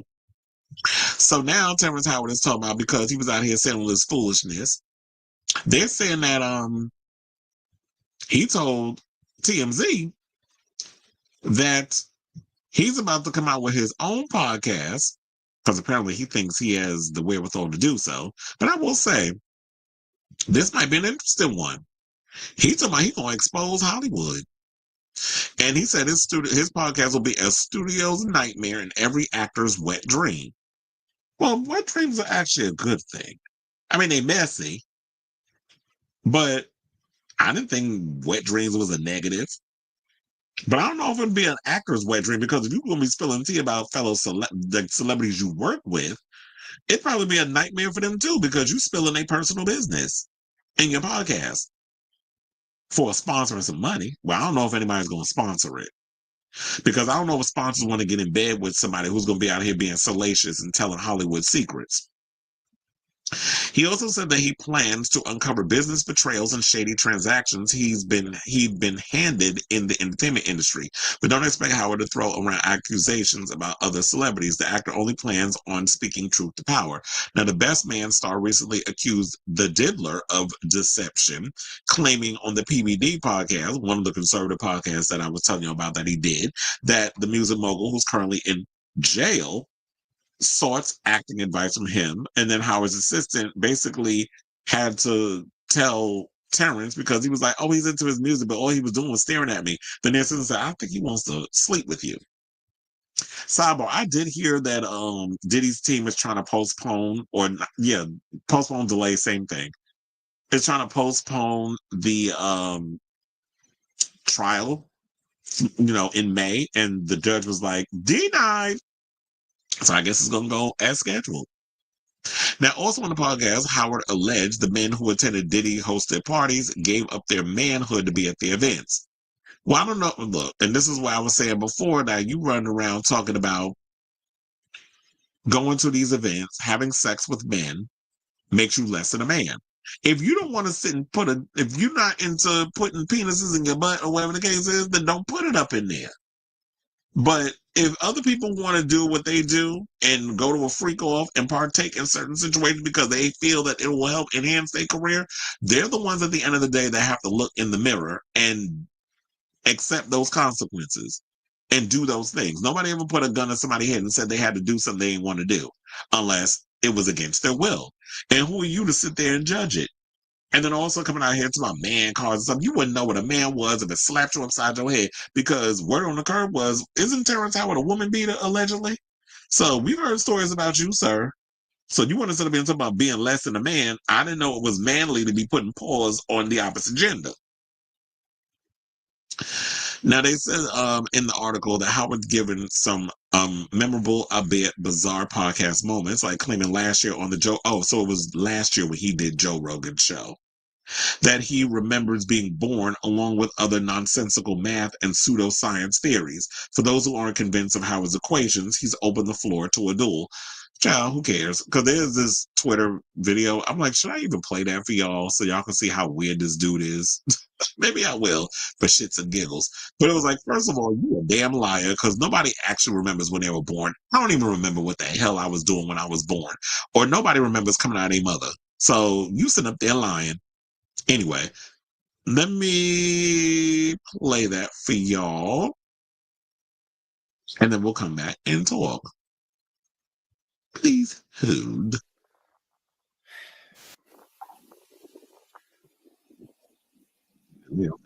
Listen, before y'all talk about me, y'all need to talk to me. You see, once upon a time, if a man questioned another man's honor, he didn't do it from the shadows. He had to do it out in the open, with his name, his chest out, and his chin high. Not hiding behind the keyboard or tucked behind editing clips of fair use disclaimers. You see, citing Section 107 of the Copyright Act does not give you free rein to defame, misrepresent, or harm another's reputation. Fair use is not a shield for character assassination. So here's the simple truth. If you take my words, my image, my ideas, and twist them to feed your fear and inflate your ego, if you profit off of my name while calling me a liar, then be prepared to stand behind your accusations. Because in the old world, men didn't hide behind anything. When they spoke against someone, they had to speak it with their whole being. And if you're going to speak against me, then use the same courage that it took for me to say those truths. Man to man, eye to eye, integrity and in truth. I've spent a lifetime earning the right to speak with the conviction about these truths that I speak. So if you want to tear that down, have the decency to come and say it directly to my face. Okay, we got the point. Because like Terrence out here, he on that good old sauce, acting like the uncle from the that's hanging out on the corner. that just be drinking all damn day. That's what he giving right here in this damn video. I was like, Chav, you don't sit your tired ass there. But anyway, so he supposed to be coming out with this podcast. I don't know if I'll be watching it, but if you be out here spilling something, then I'll check it out. But in the meantime, I want to hear from y'all. But you got to be out here spilling something worth actually going in and giving a good goddamn about. So I say all of this to you guys. What do you think of this story? Are you here to want to, or do y'all even care about hearing what Terrence Howard alleging that he going to be spilling on his upcoming podcast? That I guess he got the gift of gab after going on that show that he did. It was spewing a whole bunch of weird whatever. Can y'all imagine if Kanye came out with a damn podcast? We'd all be in trouble. Because it's like all of y'all that like rambling on about a bunch of weirdness, all of a sudden everybody want a damn podcast. So let me know what you guys think of this story in the comments down below.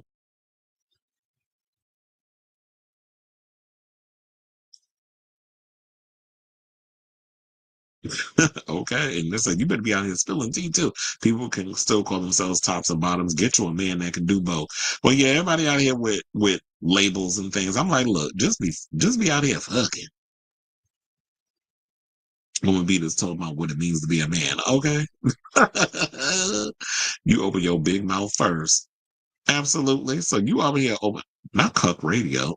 It's like you be out here opening up your damn mouth. You the one that started. And then this is what irritates me about people. It's like y'all be the main ones that be out here starting the mess. Y'all instigate, y'all cause the drama. And then when people respond, then y'all want to play the damn victim. It's like, get off my line with the foolishness.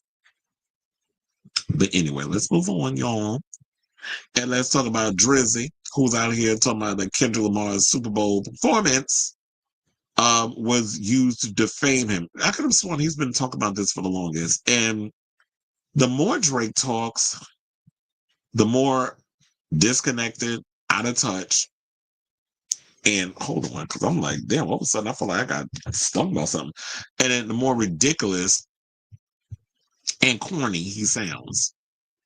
So Drake is claiming that Kendrick Lamar's Grammy success and Super Bowl performance further damaged his reputation. Now, both Drake and Lamar are signed to UMG under different divisions. UMG has no relationship to NBC Universal, the parent company of NBC News. They engaged in a prolific diss track battle last year, with Lamar coming out on top of in the charts. And we should also point out that there's been multiple diss tracks between y'all before Kendrick Lamar hit the ball out of the park with Not Like Us. And now he's in his feelings. But if you wasn't out here putting out stuff in the ether regarding you getting very chatty Cathy with underage people, particularly Millie Bobby Brown, who was happily married to John Bon Jovi's son, these rumors wouldn't be floating around. And he was probably given that ammunition because you probably pissed off a lot of people in the industry, especially to get to where you are in your career. Because you've done some shady things. We've heard the stories over the years. So Drake, whose real name is Aubrey Drake Graham, originally sued UMG in January, alleging that it defamed him by spreading a false malicious narrative when it promoted Lamar's diss track. The song's lyrics describe Drake as a certified PDF file and a predator who needs to be placed on neighborhood watch. Sidebar, did y'all hear the story about the one, I think of the drummer for the new, now this, if this ain't irony, I don't know what is. The drummer, I believe, of New Pornographers was caught with child porn. I'm like, now, ain't that the irony? You got a band called New Pornographers, and now there's somebody in the band that's looking at porn, but ain't the legal kind. But anyway, back to this, because that reminded me of the PDF stuff. Now, UMG filed a motion to dismiss the lawsuit last month, arguing the claims are no more than Drake's attempt to save face for his unsuccessful rap battle, which I 110% agree with UMG on this. Now, I may not agree with a lot of little things, shady things that y'all be doing in the industry. However, in this situation, it definitely feels like sour grapes on Drake's part. Because if Drake came out victorious in this whole situation, there would be no lawsuit. He's butthurt. He's mad. Now he running around like a little bitch, moaning and crying about the fact that he's being dragged by the fans are loving the song. He played it at the Super Bowl. He's probably touring with it because I think, isn't he on tour with SZA right now? So he's probably performing that song on the tour. So he feel like he's being trolled. But if you ain't keep being out here poking the bear when it came to Kendrick, basically saying that the child that he has with his wife is not his, and then accuse him of being a woman beater. When you say those things, Kendrick ain't out here suing you over those allegations. He came harder with another diss track. But if somebody accuses you of being a PDF file, it feels more like a hit dog will holler rather than you just letting it go. Because you're saying it's ruining your reputation, but you still out here doing what you're doing. I don't think the Drake fans feel any ways tired about it. They still out here supporting you. It just feels like you just dragging it and dragging it. So you bringing more attention to it. It starts to make people think that, is there some truth to these allegations? Allegedly. Now, in the amended complaint filed on Wednesday in federal court in New York City, Drake's lawyers claimed that the Super Bowl and the Grammys were prestigious and high-exposure events that introduced new listeners to the allegedly defamatory song. So he was thinking that people in the arena, that in the stadium, had no idea about this song. Like, there was even a part when he got to the minor part, like the whole stadium was singing along with him. So they're aware of the song. And yeah, maybe outside the United States, there may not be that many people, because I guess he feels like a lot of people don't be listening to Kendrick. Maybe he thinks that everybody knows Drake because he a light bright and people aren't familiar with Kendrick's music. But everybody know that song. And I don't think he needed the Super Bowl to introduce the song to new people. Maybe there were people that I guess don't really listen to hip hop that will listen to it, but those people who just watch the football and just wanted to see the game against Kansas City and Philly, I don't think they were really paying attention to the lyrics like that. But the people that loved the song and was all about wanting to see K-Dot do his thing, which I'm sure, I remember there was a lot of complaints, but who cares about what, the negativity surrounding it? People felt the way they felt. And I don't think that, so them being introduced to the song, what does that do to you? How does that hurt you? So you're mad that the song is getting out there, and it's more about your ego being bruised than anything. So not only did streams of the recording increase significantly following these two mega cultural events, but threats against Drake and his family did as well. And this is what the amended lawsuit is stating. Well, I'm sure they're probably going to ask you to provide the court with proof. Like, you need to prove that you received death threats. Like, I hope you took screenshots of the tweets or whatever the case is and send it to your lawyers. So Lamar actually took home 5 Grammy Awards in February and went off to headline the halftime show a week later. And I believe it was, a funeral was off that song. But you know what, Drake, you also pissed off the Grammy committee. Remember when you was protesting about you don't want to get no Grammys no more and you was complaining against the Recording Academy? So that was probably a thorn in their behind, and they probably, a lot of them voted to get back at you. I told you, with all the success and money that you have pissed off a lot of people within the music industry. So this is probably also a get back. They probably used Kendrick Lamar as, he's being the scapegoat in all of this. But I think there's a lot of people that work behind the scenes in the industry that don't like you. Especially with the alleged shenanigans that you have pulled business-wise behind the scenes towards other people, artists and things of that nature, allegedly. They said he omitted the word PDF file during his performance, which averaged 133.5 million views, according to the Associated Press. Now, Drake's complaint says the lawsuit is not about Lamar, but rather that it is aimed at the music company that decided to publish, promote, exploit, and monetize allegations that it understood were not only false, but dangerous. But that's weird. So how are you going to sue the industry but not the artist who said it out their own mouth? So it is about Lamar. You can't be like, oh, I'm suing everybody but the artist. He's the one that said it. He's profiting off of it. He's not the only, the record industry is not the only one making money. UMG is not the only one making money. Kendrick's also getting paid off of it. So the lawsuit, it just sounds ridiculous to me. So how is it like, oh, they decided to publish, promote, exploit, but didn't you do the same thing with your diss tracks towards Kendrick? Kendrick ain't out here filing the lawsuit when you went and wrote them lines about him being a woman beater and all the other allegations you made towards Kendrick. You don't see Kendrick out here with a lawsuit because it is understood that when you do battle raps, that's what it is. It's low blows. It's like when homosexuals, when we read each other and throw shade. We see something in the person, we take a flaw and we exploit it.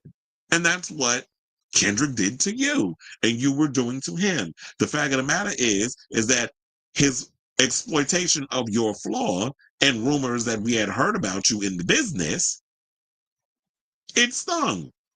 And now you're bringing more energy into it, which, like I've said before, makes it seem like a case of a hit dog will holler. And he hollering. Like he been wounded and he on life support. That's what is really given at this damn point. So his lawyers also argue that by continuing to promote the song, UMG intentionally sought to turn Drake into a pariah, a target for harassment or worse. Well, you do know that once you step in this business, like you got to take the good with the bad. Like you're going to get harassed. People are going to call you a clown. I mean, you was always seen as kind of corny any damn way, but you was running around here trying to get like them hood points. Or trying to come across as like this hard edge rapper, but it's like, sir, that's not you. We know you did not grow up in the hood in Toronto, so I don't know why you're trying to perpetuate that situation like that you about that life. Now, they also allege several incidences of assailants attempting to threaten Drake at his home last May in the days after the song was released, including one case of a gunman shooting and wounding his security guard, saying, quote, even though UMG enriched itself and its shareholders by exploiting Drake's music for years and knew that the salacious allegations against Drake were false, UMG chose corporate greed over the safety and well-being of its artists. So they also said that it continued to fan the flames even after learning of the incident of violence on May 7th and 8th, along with the unrelenting vitriol towards Drake that has followed. So look, I don't have no more to add to this. I'm just like shaking my head as I read this. But if there's threats and stuff going on, then I do feel like measures should be taken. People running around here just getting crazy over a song. Y'all need to go out and touch some damn grass because I don't understand why y'all acting like that to begin with. So I say to say that's the latest on this story. I just want y'all to just go to court and just settle this already because I'm tired of talking about it. It just sounds stupid the more y'all keep talking about it. Or me talking about it, I'm just like, it just feels like it's just a merry-go-round at this point. So I definitely want to hear from y'all. Whatever your thoughts are, let me know in the comments down below. All right now, so while Coachella is currently happening, week 2 is currently happening, and I saw some videos. Shout out to Kayla Says and Lovely T. They did 2 videos regarding about Coachella, and I was like, I'm glad somebody went and did a video because I've been seeing so many complaints about people going out to Coachella. They were saying like people was waiting 7-8 hours to even get inside of Coachella, getting past security, so that way they could set up a little area where they could set up their tents, whatever the case is. Meanwhile, you got all these rich influencers getting VIP treatment, living their best life, partying like rock stars, and regular schmegular people who probably had to sell their placenta or bone marrow to even get a ticket to go to Coachella are having like the worst time of their life. That's why I said, you know what? I will sit my behind at home, put on YouTube, and just watch whoever I want to watch perform because I would never be caught dead at damn Coachella, especially the way that you hear all the horror stories of that's coming out of that, and the fact that they said they ran out of water, there was no bathrooms. So I can imagine when they had to clean all that up, the amount of feces, the amount of piss, the amount of all that other stuff that was going on out there that them people had to clean up. You ain't even enough money in the world for me to clean up these people's waste. So that's why I said Coachella's a mess. I don't understand how y'all be coming out there wanting to spend that money to even go out there and deal with that mess because there's always horror stories.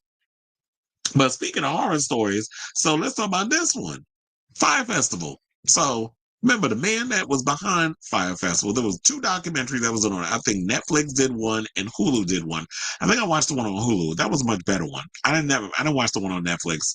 First of all, I never understand why they always be doing like multiple documentaries on the same subject, because it's like, okay, what am I going to learn from? But I only watched the Hulu one because the man that was a part of that, I forgot the man's name, was talking about giving baloney washes and things. So I was like, okay, now the homosexual going to be on here talking about blowing somebody. I was like, oh, this might be the good one to watch. So remember Billy McFarland, who went to jail for fraud and all the other mess? Well, apparently when he got out of jail, he decided to create a sequel to the Fyre Festival, which I'm like, fool me once, shame on you. Fool me twice, you already know I'm about to say you a dumbass bitch, because ain't no way in hell I'm going to take my behind to some damn Fyre Festival after the mess that was happening. And the people that said they went out there, they was like, literally, they was eating lettuce on bread. There wasn't even no damn food out there. Well, at least Coachella had more food than what they was giving at the Fyre Festival. So organizers informed ticket holders, because now it's a more mess, who had planned to attend fraudster founder Billy McFarland's ill-fated festival, that it had been postponed on Wednesday, according to ABC News, saying, quote, the event has been postponed and a new date will be announced. We have issued you a refund. Once the new date is announced, at that time, you can repurchase if it works for your schedule. Specific reasons for the postponement, we have no idea why he postponed it. But the official website for Fyre 2 later reportedly deleted the announcement, writing that Fyre Festival 2 is still on and organizers are vetting new locations and will announce our host destination soon. Now, Fyre Festival 2 was scheduled for May 30th to June 2nd in Playa del Carmen, Mexico, with tickets having gone on sale in February. Previously, it was supposed to take place in Isla Mujeres, but local authorities disputed that the proper permits were granted. So I do have the advertisement where you say the Fyre Festival 2. And then they went on to say, fans quickly, look, and of course, you know, the people had to go in on the line and start mocking. And I don't even think, it don't even say, yeah, I was trying to say if it said like who the people were that, who's going to be performing there. They don't even have performers. But anyway, people, of course, mocked the latest development. And with one person sarcastically saying, who could have imagined? Another person said, this has to be a joke. Who could have possibly seen this coming yet? And then another person said, I'm shocked. Another person said, you don't say. Didn't see this one coming. Another person said, I can't wait for the second Netflix documentary. Then another person said, it's a sequel no one asked for. Then another mocked Billy writing, I wouldn't buy a used car from this dude. So I just don't understand how people have the unlitigated gall to actually, after everything that happened with the first time around with the Fyre Festival, that y'all would actually scrape up y'all money and try it again. I just feel like we get into a place of FOMO where it's just like, I don't know what it is. Y'all just I think y'all love being in bed with y'all abusers. I just don't get the whole masochist type life that a lot of people live, where it's like, I got that FOMO, I have to be there, you know? But some people feel like they have to be there, that if they've been tortured once, it's like, oh, I like the feeling of being tortured. I like the feeling of being gooped out of my money. So I'm going to try it again. Maybe they got it together this time. And it's like, if a fraudster is back on the scene with the gangster lean, about to go and create the same festival, just a sequel to it, after what happened the first time, and you think I'm going to go and put my hard-earned money into that? You are a fool. But then again, I can't tell people how to spend their money, but you've been warned. I just don't understand how people will go and do that to begin with, but if you like it, I love it, I guess. So now the General Directorate for Tourism of Isla Mujeres informed that no person or company has requested permits from his office or any other municipal government department for said event. So you was gonna have an event and somewhere where you ain't even get the permits. Now how you still messing up on that? Like if you trying to get permits to an event, you can't announce a location if you don't have the permits. Like I don't understand. That's like me doing an event at a restaurant and I'm telling everybody RSVP, but they don't even know my ass even rented out the spot. Like how you just gonna have people show up and you ain't even secure the situation? Like it just don't make sense. So the revelation raised serious concerns about whether Fyre Festival 2 could legally proceed, despite convicted con artist McFarlane's confident assertions at the time that the event was still on and would go ahead as planned. Now, just like its predecessor, Fyre Festival 2 has been aggressively marketing a high-end experience with ticket packages. Shall wait for this.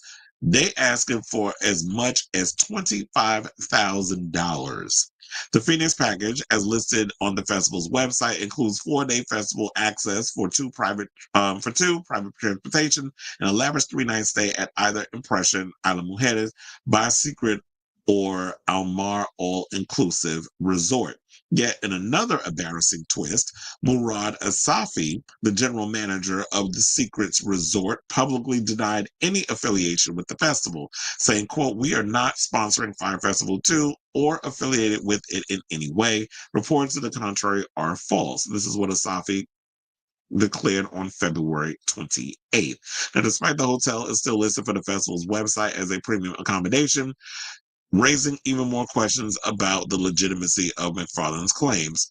Now, McFarlane attempted to reassure ticket holders and festival goers in a social media video, basically saying that Fyre Festival 2 has secured contracts with a number of villas, yachts, and hotels. Child, now look, if y'all want to go back thinking that y'all getting this, but you acting up, you getting these little huts that you see up in this video, these biodegradable huts, then you be a fool and get that man your money. Because it looked like y'all getting literally a sequel to what happened before. And let me show y'all the food. Because remember that?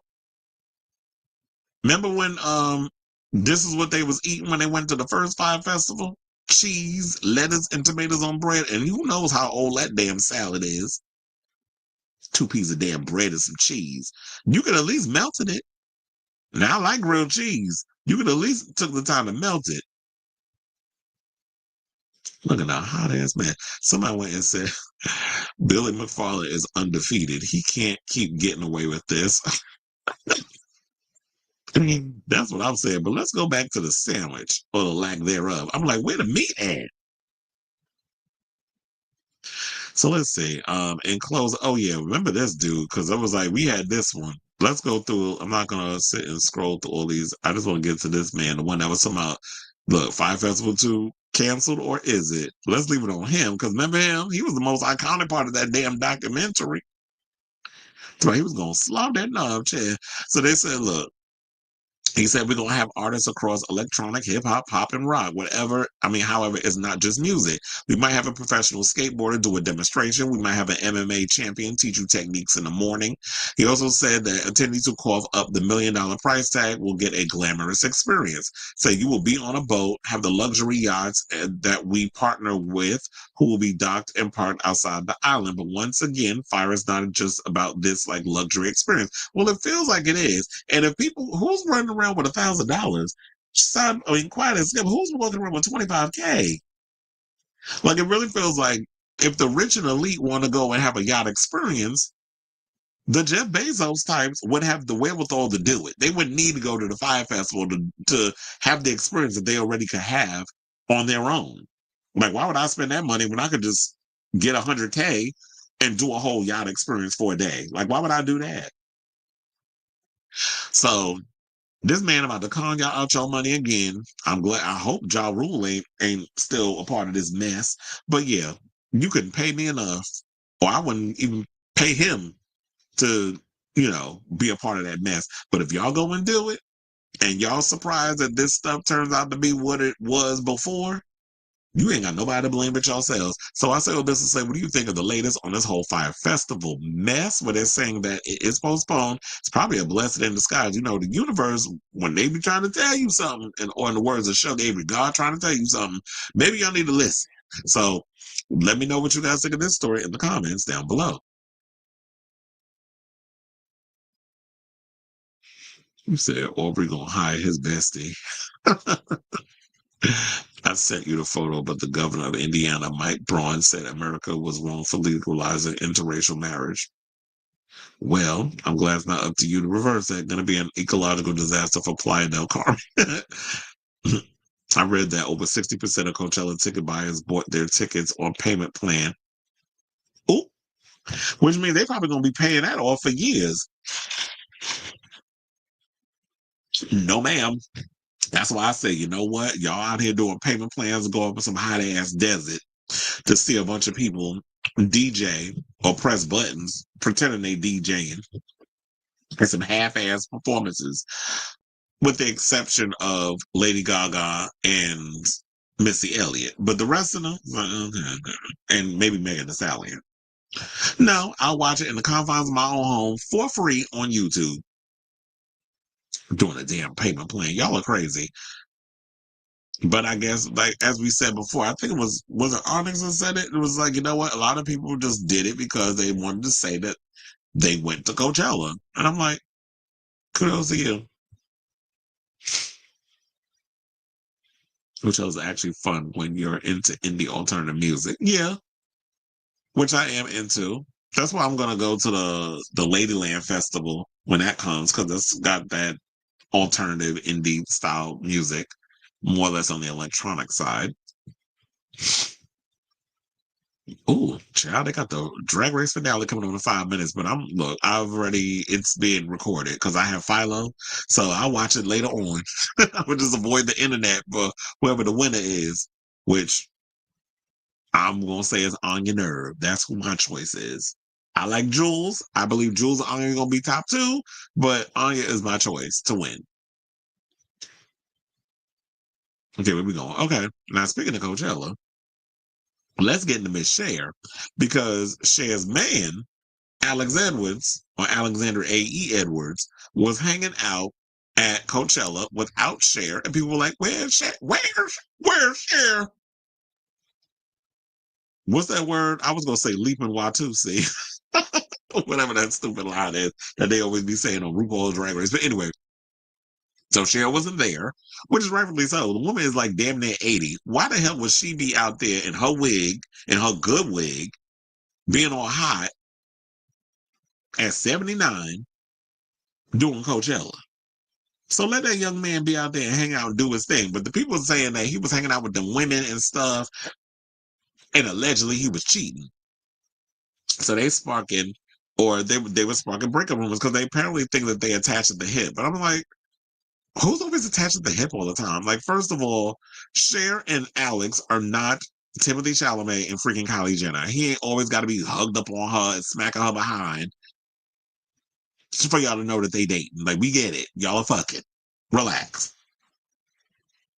But Cher has decided to respond to speculation that she and her younger man have parted ways after he was seen partying with women at Coachella without her. Now, the rep's clarification became necessary after Edwards caused a stir with his appearance at Coachella last weekend. Now, Cher and Edwards' relationship continues to generate attention for the wrong reasons. Last year, insiders claimed that the singer's family is uncomfortable with her dating him. Now, over the weekend, Edwards caused a buzz on social media after he was spotted with several blonde women at Coachella. The sighting caused some fans to speculate that the status of his relationship with Cher, igniting rumors that they have broken up. However, a rep for the Believe singer has confirmed that there is nothing to worry about. Now, in a chat with TMZ, Cher's rep shut down speculations of a breakup, noting that the couple remains together romantically and is very happy. The rep also said that there's nothing behind Cher's absence from the music festival, adding that Edwards attended the event with friends. Now, although there are no issues between Cher and Edwards, her family reportedly believes the latter has red flags. So, yeah, let me show y'all that picture of him hanging out with the blondes. Why that woman that's next to him? Like she got a good wig on. Not a good wig, but she got a wig on.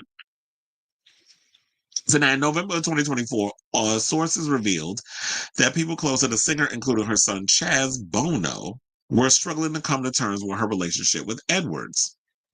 The sources said Cher's loved ones believed Edwards had several red flags and were concerned about his true intentions. However, their efforts to express their concerns to the little band songstress were reportedly seemingly ignored. Now, one insider told the Daily Mail Cher's family had given up on trying to convince her that Alex does not have her best intentions in mind. They added, she claimed that he was not after her money, and now he is literally getting paid an enormous amount of money for this new album and she's giving him full creative control over it. Well, look, if she wanted to pass it on down where it's like, you know what, I'm gonna let you produce my next album, and then you get a little something, something from it, and you're set for life, then why not? If she want to spoil her little boy toy and give him a little something, because this is probably the biggest celebrity he'll ever get with until they break up, and then maybe he'll get something. But look, it's a huge upgrade going from Amber Rose to Cher. So why not just let them go in and let have? And Cher's a big girl. She knows what she's doing. I'm not saying that for her close friends and her child. Well, I don't know if Elijah Blue is got any partaking in this, like feeling how he feels towards his mother. Because, they've been going back and forth with his drug struggles and drug addiction struggles and things of that nature. Remember, she was going with that and trying to get him, I guess, in a conservatorship. That whole story that came out, I think it was last year that we talked about it. And now you have Chaz, who, yes, they're saying the genuine concerns. It is all according to the tabloids. So, like I said, she's a big girl. She knows what she's doing. And if he ends up using her and she gets her heart broken, then she's going to have to mend her broken heart. Of course, I feel like the Daily Mail gets paid by the word. So, of course, the article is probably like, what? Let me see how long this damn thing is. Like 3 minutes. I was like, y'all need to put all this damn stuff up in here. But look, she's happy. He's happy. Just like when Madonna get with her younger boy toys, if they got to understand it and they do what they do and they're at a, like I said, if they have an understanding, that's all that matters. Leave them be. They're both grown. And I'm sure she knows what she's dealing with or who she's dealing with. So, yeah, there's that. So I say all this to say, what do you guys think of this story? According to Cher, it's nothing to do about nothing. He was just hanging out at Coachella. And yes, he should be able to go out and hang out with friends. And if a bunch of women show up, as long as he's not sticking his dick in any of them, then why are people up in arms and spreading lies or making accusations about something if they don't know nothing about what's going on? Now, I'm sure that she got her spies, and if he was doing a little cheating, she'd know about it and she would have handled it accordingly. But I do think it was like, you know what, he was just out having a good time, enjoying Coachella with that little belly, because I saw that gut. But yeah, so I want to hear from y'all. So let me know what you guys think of this story in the comments down below.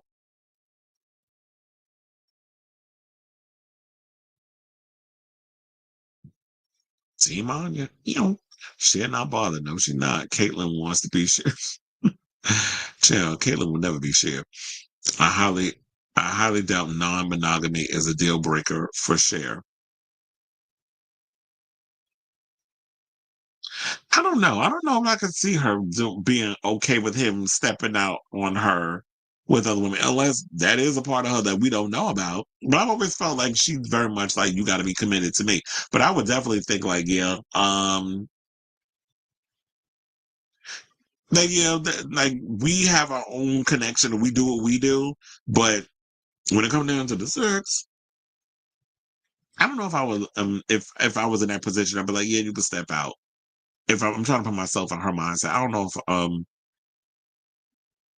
if she would be non-monogamous. I mean, if she is about that life, I'd be shocked.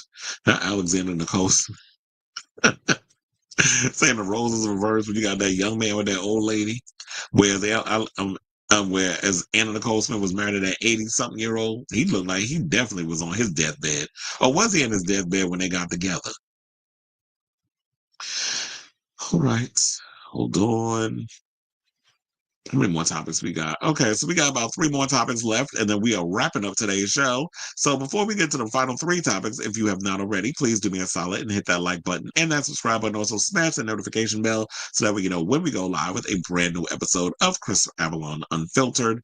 I will also be putting in timestamps once the live stream is over, so that way you can just click right on the topic that you want to get to, instead of the regular banter that we do during the live feed. Okay, so now without further ado, let's get into this story about the Housewives of Beverly Hills. So the Housewives season 14 did wrap up officially, I believe, on Tuesday.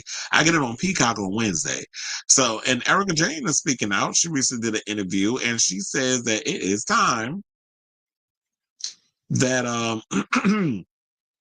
they need some new blood on the show, especially because and it's no shade, but the girls ain't really been doing what needs to be done in regards to the show. But yeah, she's saying it's time we need a little jolt of life. We need to rejudge. So with the recent news that Garcelle's departure from the series, Erica believes that RHOBH should continue casting new women for future seasons, saying, quote, I think that it's someone brand new. I think new blood is always good. Look at Bo. She's been a great addition. I think someone else new shakes up the friend group a bit. I would give anything for that. This is what she told Pride, because she recently did an interview with Ricky Cornish. Now, Jane also famously gone head-to-head with her RHOBH co-star Sutton Strack over the years, with Strack's bestie Bouvet no longer by her side. It'll be interesting to see how the group dynamic shifts. Quote, and this is what she said, I don't know what's coming for the show. I don't know how Sutton will feel without Garcelle. I guess we will all find out.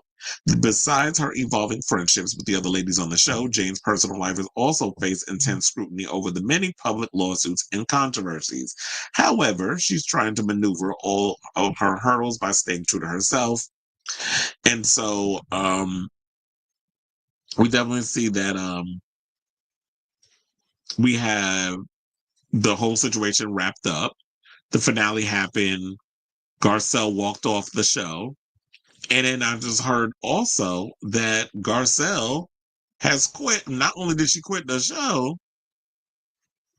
but she also unfollowed all the girls on social media. So according to page 6, they said eagle-eyed Bravo sleuths, because you know the sleuths be sleuthing over there on the internet. They noticed this morning, and that would be Friday, that Bouvet no longer follows Sutton Strack, Kyle Richards, Erica Jane, Dorit Kemsley, or Bazoma St. John. Meanwhile, all 5 of her former colleagues still follow her.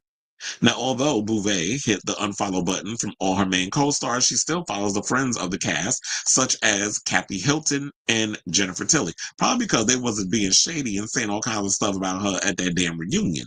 So that's probably why, she feels away, especially with her abruptly quitting.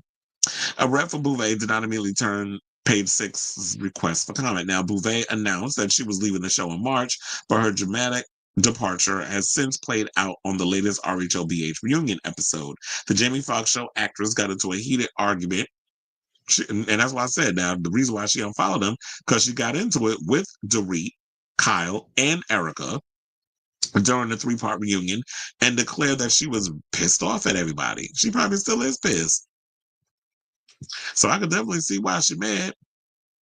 And probably don't want nothing to do with the girls that's on the show. She said, I'm really pissed off right now. I'm pissed about all of it, since I've sat here on this couch, so I don't want to answer any more questions, honestly.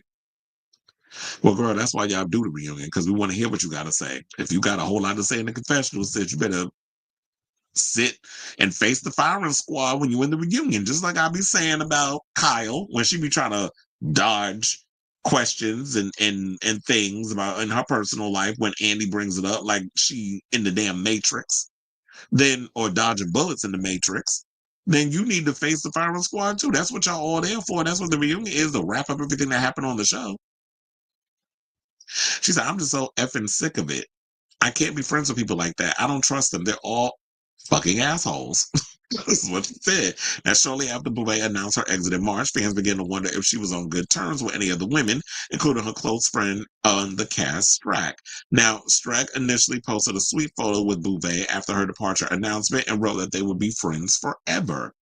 However, fans started speculating on trouble behind the scenes when Bouvet never liked or commented on the post.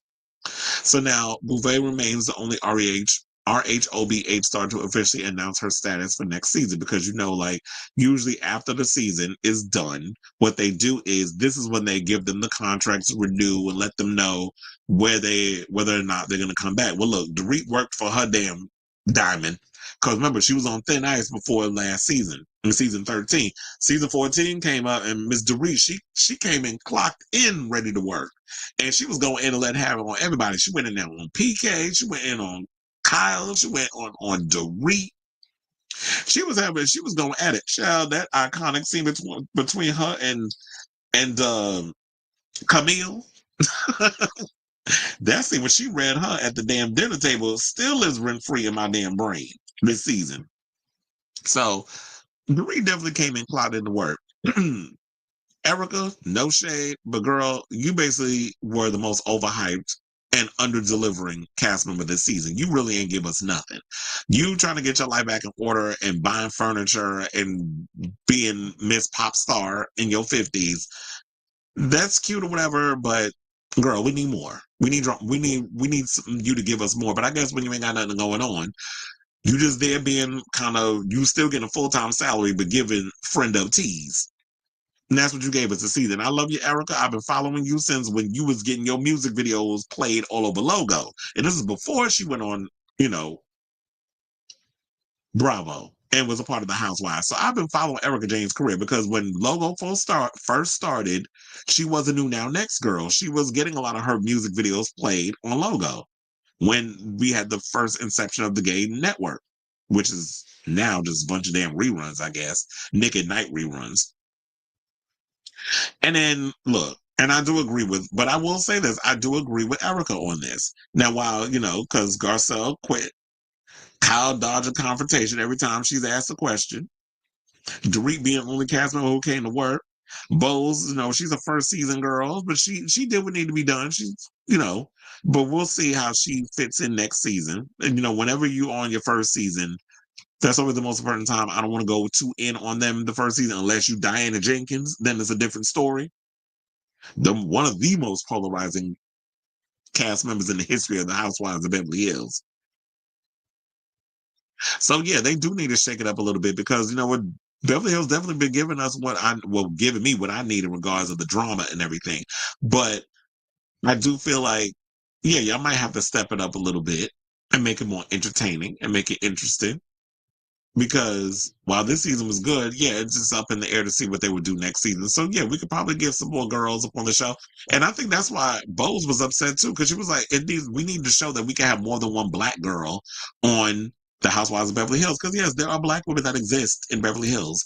And I don't want Bose to be the only black girl, just like I don't want Garcelle to be the only token black girl. So look, us having two there, it was showing that, yeah, two black girls can exist in this world. So y'all need to add another one next season and spice up the cast a little bit.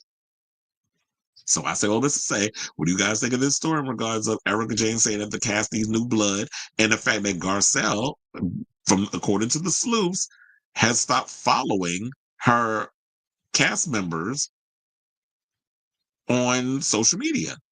So whatever your thoughts are on this story, let me know in the comments down below.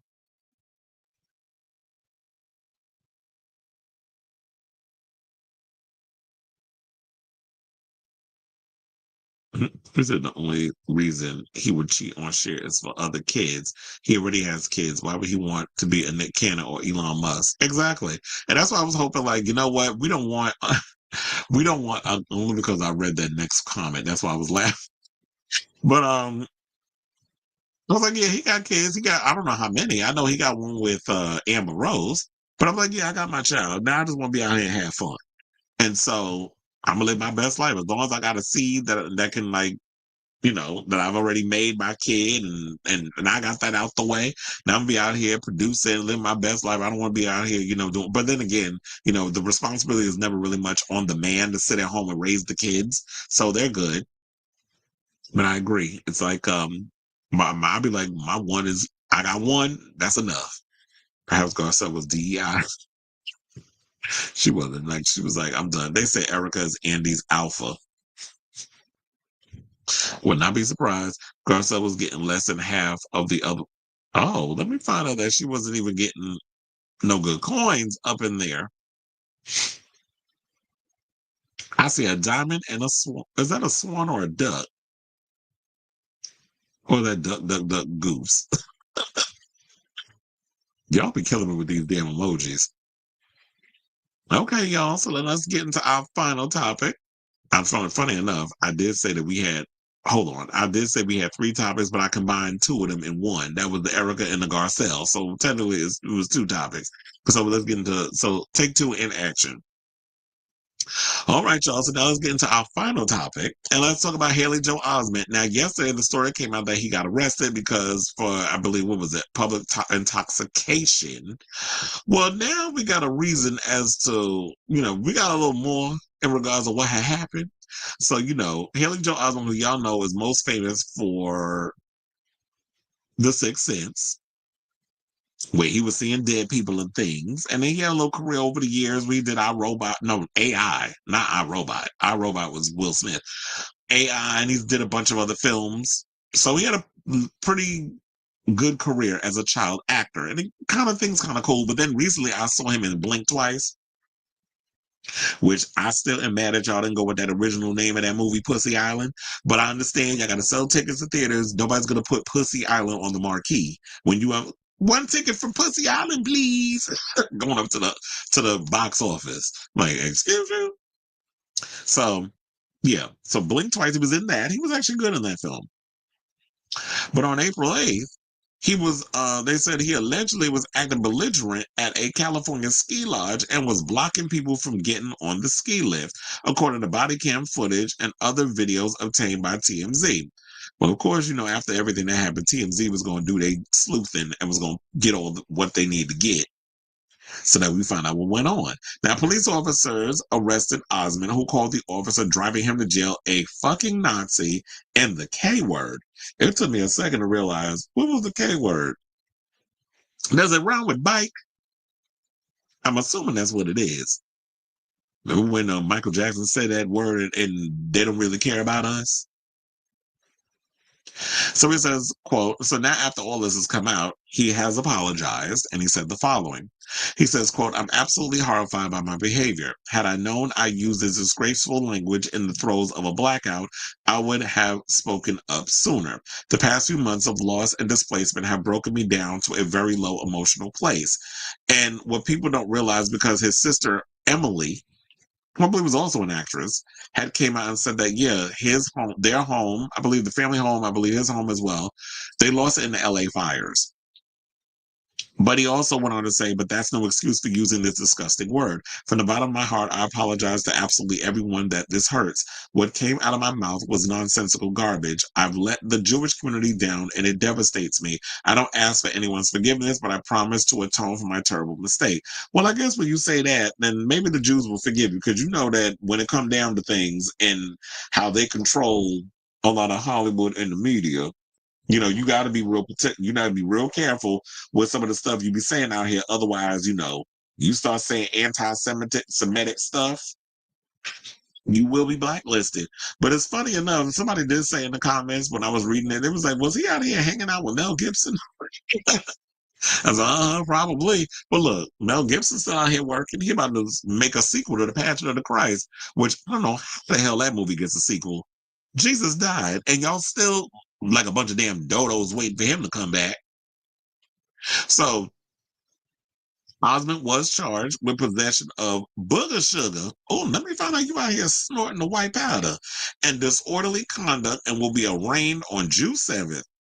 The body cam footage shows a police officer searching Osment and discovering a $20 bill with an unknown substance inside that was presumed to be booger sugar. As he's being driven by an officer, Osment said, I'm being kidnapped by a fucking Nazi. Well, child, if you was out there snorting and drinking, oh, that's a deadly combination. And look, there been minute. This is why I don't drink as much as I used to anymore. Once upon a time when I was younger, I told y'all this horrible story. I drank when I would go out to clubs and stuff, because a lot of times if I go out and party and stuff, I didn't like going by myself. I like going out with friends and stuff, because then it's like I could be social. I don't have to be too messy. But there was this one time my friend was supposed to come out with me to the club. He didn't actually come out. And I was feeling, I don't know, it was a lot going on at the time. And I was just trying to relax. So I was drinking a little too much. Child, I ended up, I blacked out. Didn't even realize it. So I was out in the street. Didn't realize, woke up on the ground with vomit all over my clothes. I was like, what the fuck happened? Got up, blacked out again, ended up in a damn crack house with a crackhead. Don't know how I got up in there. Gave the man my ID. Was able to convince him to give it back to me, though. And it was just a whole mess. That was like a part of my life I would like to forget. That's what sewed me up real quick. When I got into that situation, I was like, I cannot be on these streets getting blacked out drunk, doing all kinds of crazy stuff, being belligerent, because you never know in that space and time when you drink so much and you lose a part of your memory. Which why they say that alcohol does, and you don't think about it when we think about blacking out and stuff, we don't equate that with, that's a cause for dementia. Like you losing a part of your memory where you don't remember something that you did because you were drinking this substance that causes your body to dry out. Hence why they always say, like, when you drink alcohol, you need to drink water, which I do now. I drink a lot of water when I'm drinking. Also, like, if you don't ever drink on an empty stomach, I remember I did that once, and it was like eat a lot of bread and stuff up in there so it could sop all that up. But you never drink on an empty stomach too. So yeah, I have my horror stories. So I'm not gonna come out here and be completely, hard on Haley. I mean, I ain't never called nobody no slurs or nothing. But I have blacked out and put myself in situations that, I am surprised I am still here breathing. So I learned my lesson. So I said, I don't be drinking like that no more. And as a friend of mine said, but you don't drink any less either. That's actually from a movie. But anyway, so I say all this to say, what do you guys think of this story in regards to what Haley Joel Osment had to say? I'm glad he apologized. He learned his lesson. Boy, you probably need to go in rehab and get clean. I know you've been dealing with a whole lot in regards of, losing your home and a bunch of probably other things that's going on in your personal life. Like the roles ain't coming like they used to. Hence why I heard that story about Nicky Cat, who I used to follow and watch him and stuff over the years, that they said the reason why he took his own life and hung himself is because the rent was due. And the landlord told him he got to pay his rent or he got to get up out that place. So he probably didn't have the money. So yeah, you don't never know what anybody, what things people are going through in life. So I try to be a little more empathetic in that way and not just be so harsh, especially when it comes to like people in drug use. So I definitely want to hear from y'all. So let me know what you guys think of this story in the comments down below.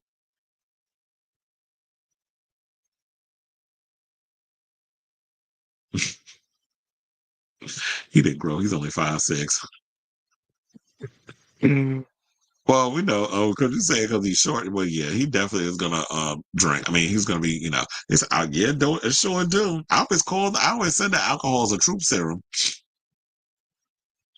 I hate to generalize, but it seems hard to trust any of them at this. I mean, I'm with you when you're right. This boy looking like he ate all the sugar. Child. I mean, yeah, he was a little chunky, but he was a bit big. He was big in Blink Twice. He has put on a lot of weight. The places I've woken up at after drinking once at my ex's place. Ooh, and they supposed to be exes for a reason. Your favorite Bianca Del Rio was on the pit stop tomorrow. Well, I'll definitely be checking that out. That should be a good one. He played young Forrest Gump in 1994, and he probably MAGA. I would not be. Well, somebody need to check. I was like, check his room. But then again, what room? The house done burned down. But I hope you not. But look, they always say like, what's up with these people that want y'all getting y'all 30s and 40s and stuff? Y'all start going full on incel, MAGA, like that whole situation. But anyway, all right. So we are officially at the end of today's show. I want to thank you all for tuning in to the latest episode of Chris Avalon Unfiltered. If you have not, please hit that like button and that subscribe button. Also smash the notification bell so that way you know when we go live with a brand new episode of Chris Avalon Unfiltered. I'll be back I'm going to try to see if I can come back on Monday after I watch Sinners. Or maybe I'll watch, or I'll probably come on Sunday. I haven't decided yet. Maybe I'll do an Easter episode to get some stuff going on. But wait, hold on. I watched the girl get punched by the New Yorker. You raised someone who had places to go. That's what I said. Look, you in New York, y'all can't just be out here shoving a microphone in people's face like you Billy Eichner, harassing people, especially talking about heavy stuff, heavy topics like abortion. Like, ma'am, expect to get clocked, and not just your soul. So I don't understand why people try people, especially with a heavy subject like abortion. In New York, you don't know who you dealing with when you out here in these streets. Especially, like I said, when people got things to do, there's a lot going on. Rent is too damn high out here. Food is not, food costs is no joke. It's just a lot when you got to deal with the trains be acting a damn fool. Like I was so mad today, the trains was acting up. It literally has got stuck at 50th Street. Then they go and say, well, after leaving us in the damn tunnel for 20 freaking minutes. And then after that, and this is a Union Turnpike. And then when we get to 50th Street, it's about, oh, this train is out of service. I was not waiting for another damn train. First of all, you was pissing me off because I was trying to get to the damn gym before I had to go see this freaking movie. And then Sinners. And so I had to go and deal with all that mess. So I walked all the way from 50th Street to my gym, which is on 26th Street. Yeah. And then I walked all the way back to go to Lincoln Square to go see the film. So I got my steps in today, not only at the gym, but in the concrete jungle too. Adios, chismosa. And TGIF. All right, y'all. So yeah, I'll be back this weekend. Possibly, maybe I'll do a show on Sunday. Don't quote me, but I might come back and want to do a show on Sunday. I know tomorrow is the official kickoff of the playoffs with the Knicks, so I'll be doing that. And so yeah, we'll see how that goes and how long this playoff stuff lasts. Hopefully, the Knicks make it far. But anyway, love you all for watching. Thank you all for tuning in, and until next time, ciao, darlings.